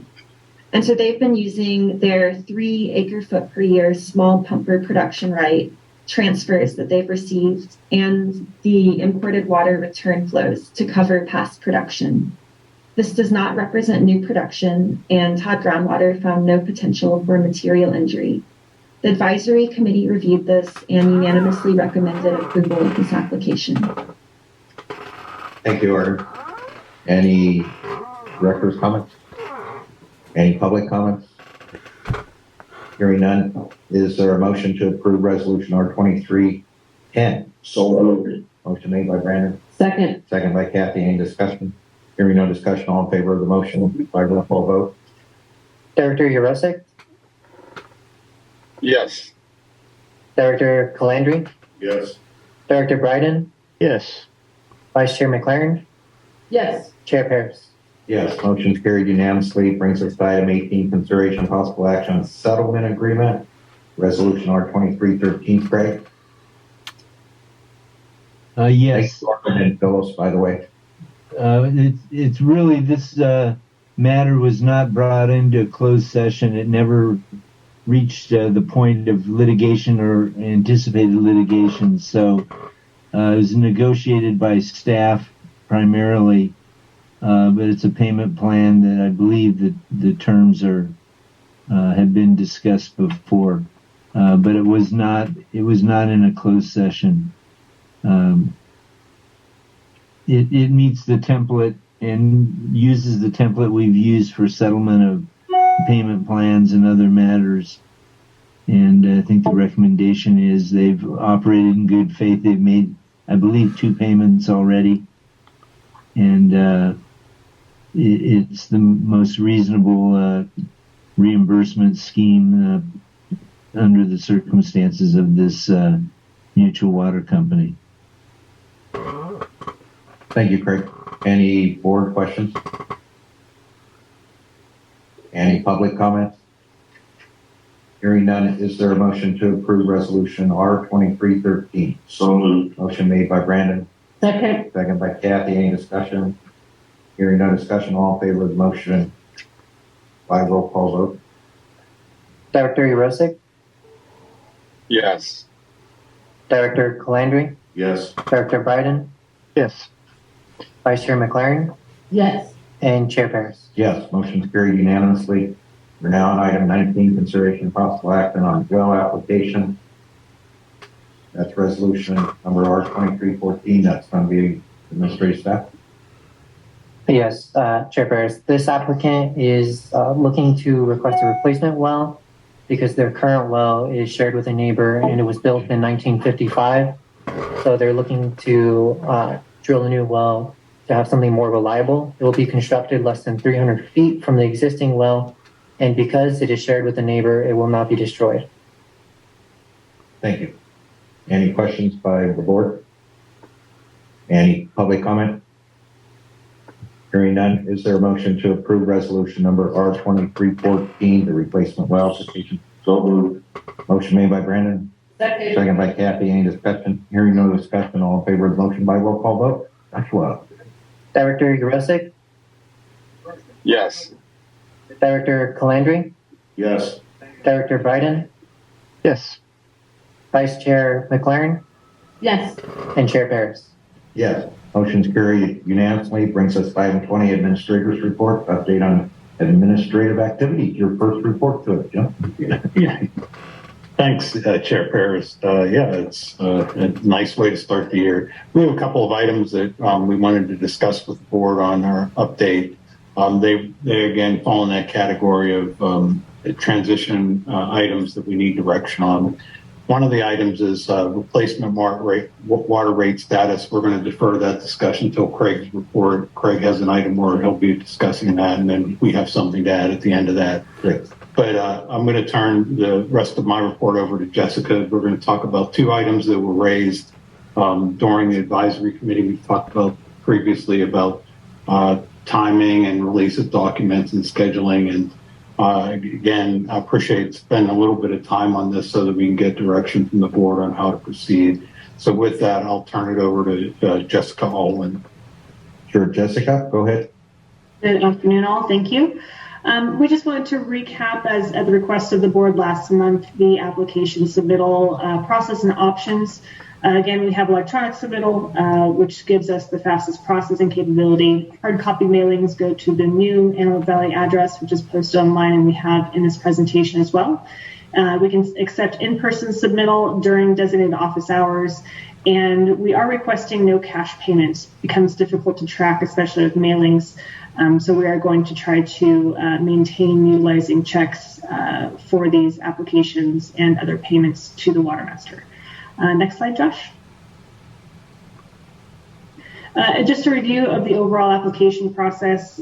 Once the initial applications are submitted and fees are accepted, it goes through a preliminary administrative review where we may submit comments back to the applicant for any items that might be outstanding or incomplete. It proceeds then to the engineer review. Similarly, any comments that need to go back to the applicant for additional information will be requested for resubmittal. It'll then go before the advisory committee and then onto the board for approval. And as stated on the various forms that are posted and updated online, this process can take up to 60 days, depending on how it falls with the overall board cycle and when we need to have the information ready to go public for the Brown Act. Next slide, Josh. Just a review of the context for the administrator. We have also updated this online. We have our office hours the second Tuesday of the month, and then following the board meeting on the fourth Wednesday of the month. And then we can also schedule remote meetings as requested, kind of ad hoc. The mailing and email address has been updated as well. Once again, for any applications that are submitted, we request it be submitted to our 500 Capitol Mall address. And then anything via email stays the same at the info@AV Watermaster. I just add, Jessica, if I could add one thing. Go ahead, Jim. On the email address, we've got some indication that some folks are having email from the Watermaster end up in their spam folder. We were going to send an email out on this, but that wouldn't work. So we're trying to figure out how to get word out to get us out of your spam folder. So for those of you who are listening, it's just something to look at. If you're not getting something from us, check your spam folder first and make sure you're authorizing receipt of email from the new address. Thank you. Thank you, Jim. And then most of that correspondence will come from Josh Montoya, who's in office today. So it'll be the jmontoya@hgcpm.com. So anyone who is having issues, typically if you add that to your safe senders list or add it as a contact, it'll allow those emails to come through. And then also at the request of the board, we just put together a little look ahead for some of the items that were outlined in the judgment rules and regulations for the items that will go before the board on an annual basis. So as we're kind of recalibrating here, as we're onboarding, we're just wanting to make sure we're setting the appropriate expectations.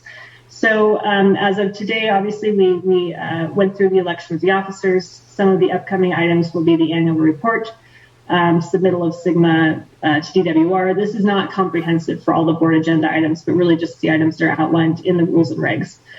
The unpaid delinquent assessment list will come out in December. And October 25th through December will be kind of the approval cycle for the following year. So that will be when we'll have the budget activities around the 2024 administrative assessment and replacement water assessment, as well as some time for review, public comment, and then go into the approval, which would be at the December session to keep our eyes on what's coming up. And if we have anything that needs to be brought on, then we'll make sure that we get this updated. And then the next section, Josh, if you want to go to the next slide. We did have, Jim, do you want to take an intro to this, or this is more or less in response to the advisory committee? Yeah, as I said, we had several requests about information dissemination and how to optimize getting information out to the advisory committee and the administrative committee in as timely a manner as possible to allow them for review while complying with the Brown Act.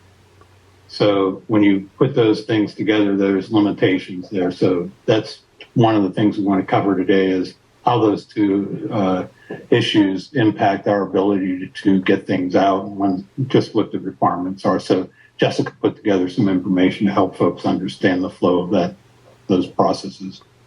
Thanks. So our initial impression and kind of the transition was to ensure that we're providing the advisory committee the documentation that's going to go before the board, specifically the board agenda and the applications that we're going to be going up for board review and approval. Next slide. One of the requests was to have the same packet be produced for all meetings. So the advisory committee, the administrative committee, and then the board.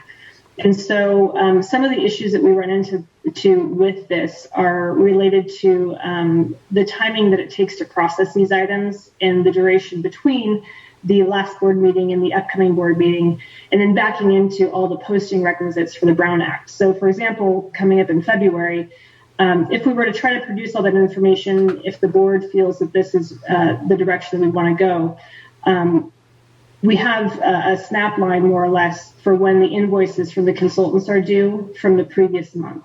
So looking here, we have the board meeting today on January 25th. We would then request, and as the process has been to date, that the consultants provide their invoices for January come by February 10th. When we back into the needs of the advisory committee and the information that would go out to them, that would require that we have, we're kind of at a lag here on when it would need to be provided to the chair of the advisory committee for distribution and posting. And it doesn't really allow us to review and process and properly ensure that those have the internal controls that we need to ensure that it's correct before it goes out. And so you can see how it trickles forward in terms of how then it impacts the advisory committee, the administrative committee, and then the board of directors. And so essentially, with that information request, we would have to have the complete meeting packet for the next board within 2 weeks of the last board meeting, which, if you can go to the next slide, Josh, has some other impacts and implications to consider, which would be essentially delayed financial reporting at 2 months in arrears, where we're currently operating at the previous month for reporting back to the board. It would be approximately a 60 to 90 day payment cycle on vendor and consulting contracts. This could impact the application and approvals depending on how those fall and if we're trying to produce everything even earlier than it is already being distributed. And then also the potential for delayed board decision making because we are looking back so far in some of that reporting. So we just wanted to bring this up to the board in response to the advisory committee concerns. And that's my report. And staff's suggestion is that we work with the administrative committee to try and reconcile this unless there are comments today. But we just want to let folks know we are trying to get things out as quickly as possible and comply with that and get people paid in a reasonable fashion. Understood. And I think working with the administrative committee to do that would be great. And maybe separate Matt, because he's been involved in that process for a long time too. Okay. But thank you very much for the report. Any comments? Good. Okay. That brings us up Watermaster Engineers Report. Hi, my turn again. I wonder if I could get the screen back and we will run through the Watermaster Engineers Report. Thank you very much. Let's grab this and let's get going on that. Okay, the very first item that we have to look at today is, let's do this. There we go. Can you see the screen? I'm going to take that as a yes. Okay, thank you. So the first item, 21A, is the new production and qualified small pumper summary. These are tables that you have seen in every board packet dating back to the month last year that you asked that we include them every month. There is no change to the qualified small pumpers from the December meeting, and there is the change of 1 acre-foot a year to new production. That was a approved application for Bergen in the central suburb. I'm happy to go through these, but I think you see these every month, so I won't waste your time on that unless you have questions. Any questions?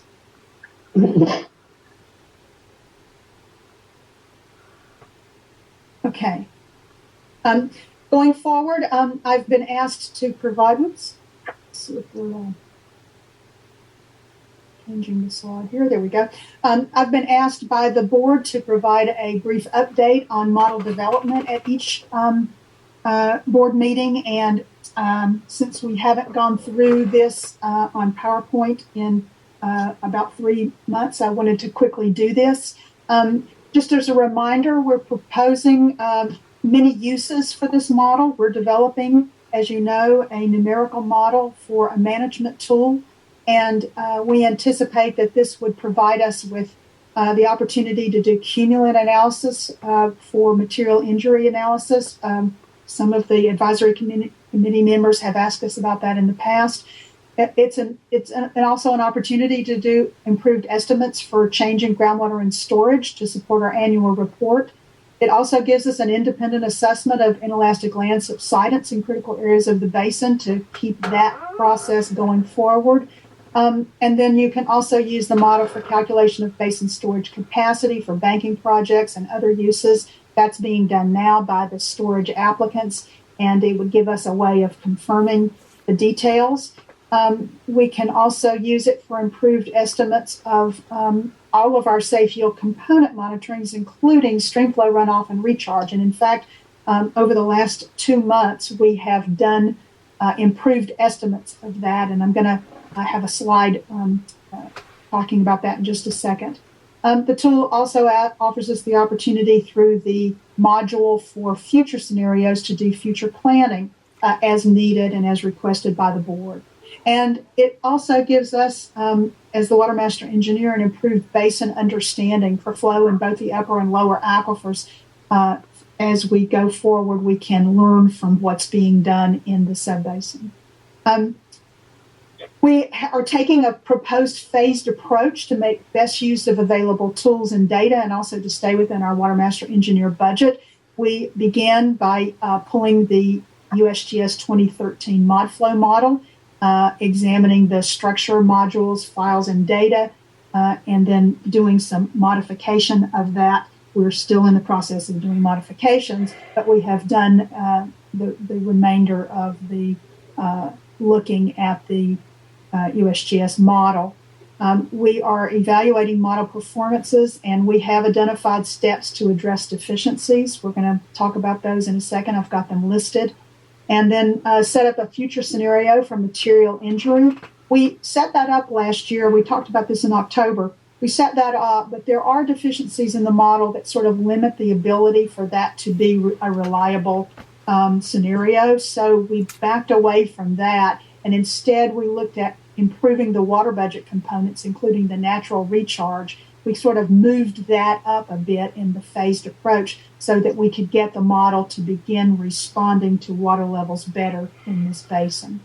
And then once we have that ready, we'll be ready to evaluate, use the model to evaluate changes in groundwater and storage, and then continue the annual updates, which are ongoing to keep the model current.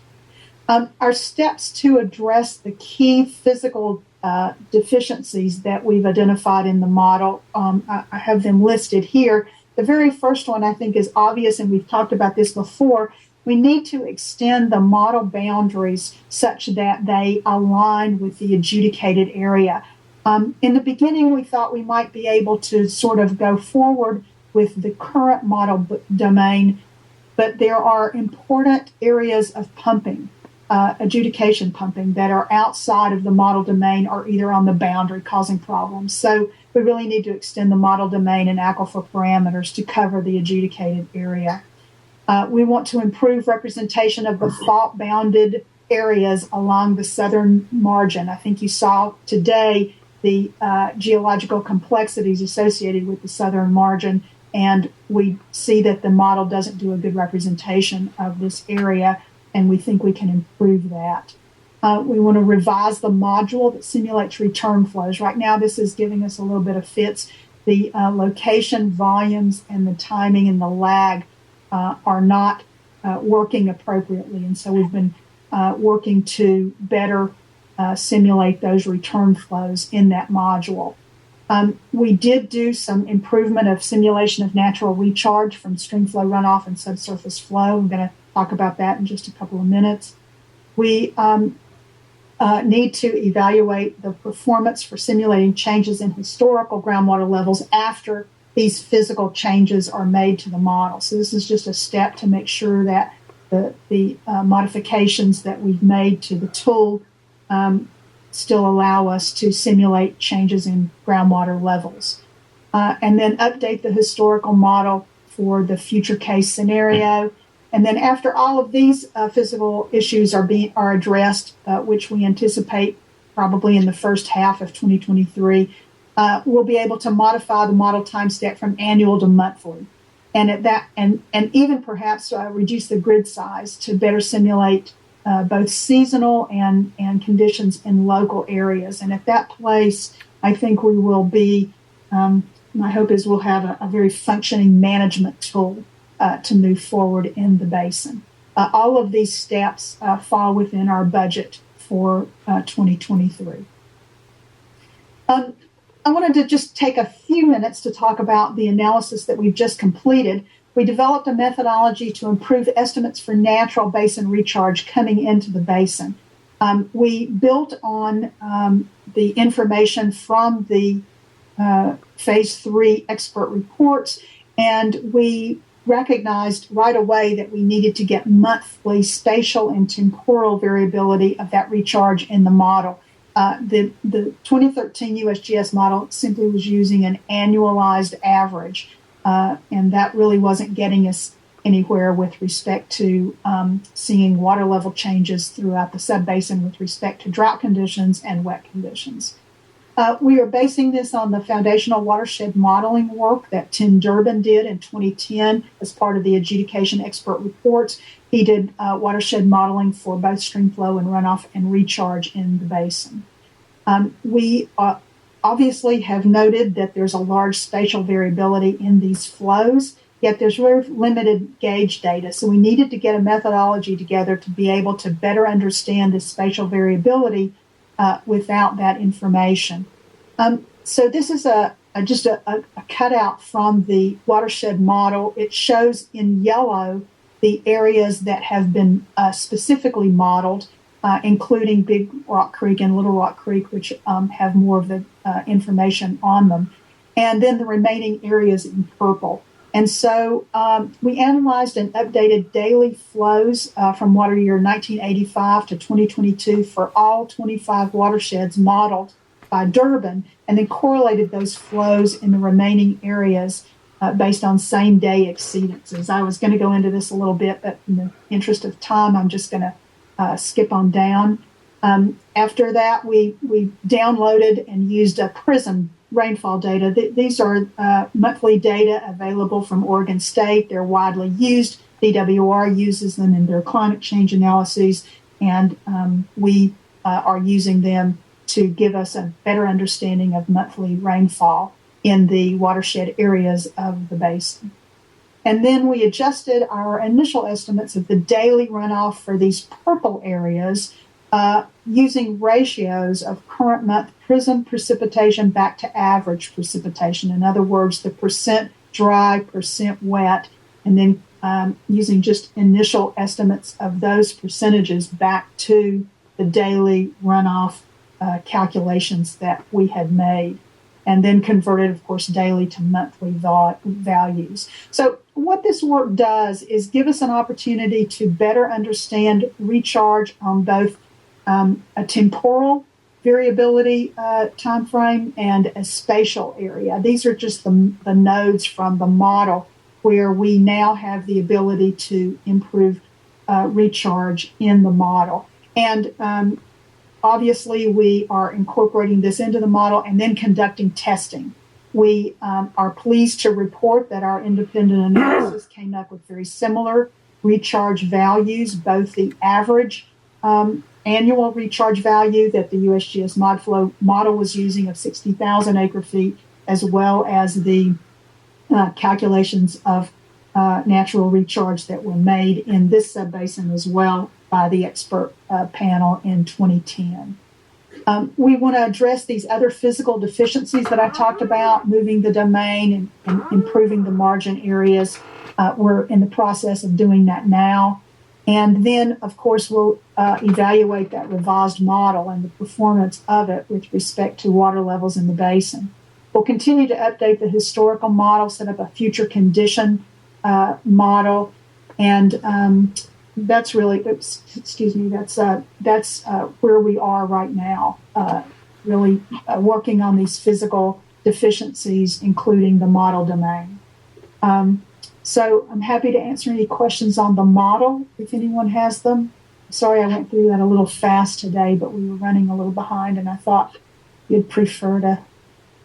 Thank you very much, Phyllis. Any questions? I don't think there's any questions, Phyllis. Go on. I just had a comment. Yeah, sorry. Comment is it's great to see the progress Phyllis and your team putting in, and I just think this is an essential tool for us for you to make sure, as we evaluate material injury, as well as for us to understand the true base and, sustainable yield. So thank you. Thank you. Thank you, Derek. Anybody? Go ahead, Phil. I'm sorry. I was just going to, I don't mean to rush everybody. I'm more worried that you are needing to get through the meeting here. But just want to say one last thing. We have new emails for meter compliance. The quarterly meter reporting is now going to a brand new email that we have set up just for this, so that we won't have to sort through our typical work emails to find these and pull them out separately. So we have quarterly meter reporting going to this new email. We have this on the website. We're putting it on the form. We also have a new email address for the meter installers. These are our approved installers and testers in the basin, and they're aware that they now are going to be sending their information to this email. Again, we've posted it on the website, added to the forms. Wanted to make sure everybody was aware that this was changing. Any questions on this? No questions. Thank you very much for the presentation. Thank you. Craig, it's going to be up to you for your report. I'm going to take a 5-minute break. We have some logistics things to do here. We will go ahead with Craig's report after 5 minutes, and then we'll do our closed session in the boardroom. So we will get started right at 12:35, and so we're now on break. And if you can shut us down, who's ever running our Zoom, thanks. We'll be back in 5 minutes. Okay, we're going to start the meeting again. And I see we still have lots of people here. So, Craig, it's time for you to do your attorney report. Are you ready? Yes. And just to make sure, Derek and Russ, you're both back. I see you, Russ. I am. Okay. Let's begin. All right. We've had 4 court matters since we last met on December 7th. They're all consolidated to be heard on December 13th. Before Judge Komar. 3 of those are the subject of closed session with you, and I'll go into detail on where those 3 stand. The other was simply the approval of the amendment to the rules and regulations, which we brought before Judge Komar to deal with the sub-area management advisory committees, and he granted that order. But there's been a number of developments on the litigation side and 3 matters that I want to update you all on.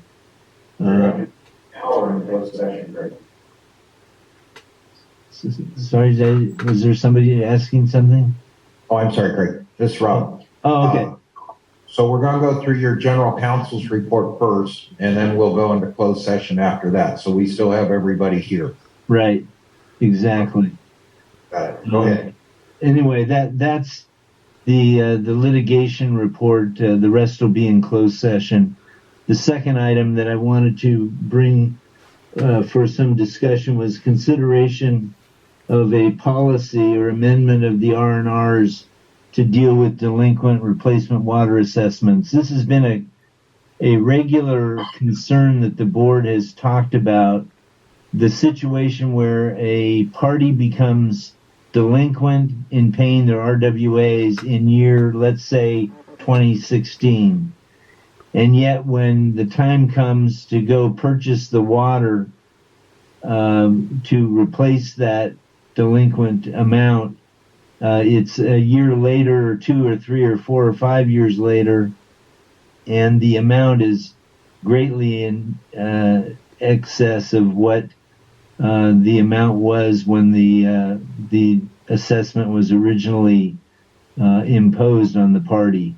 So I think that the interest in, and I believe Director Calandri talked about this at least on one occasion, that it's economically we've got to see if there's a way to make sense of matching up the delinquent amount paid with the appropriate year and cost of imported water for the year that the transaction actually goes forward.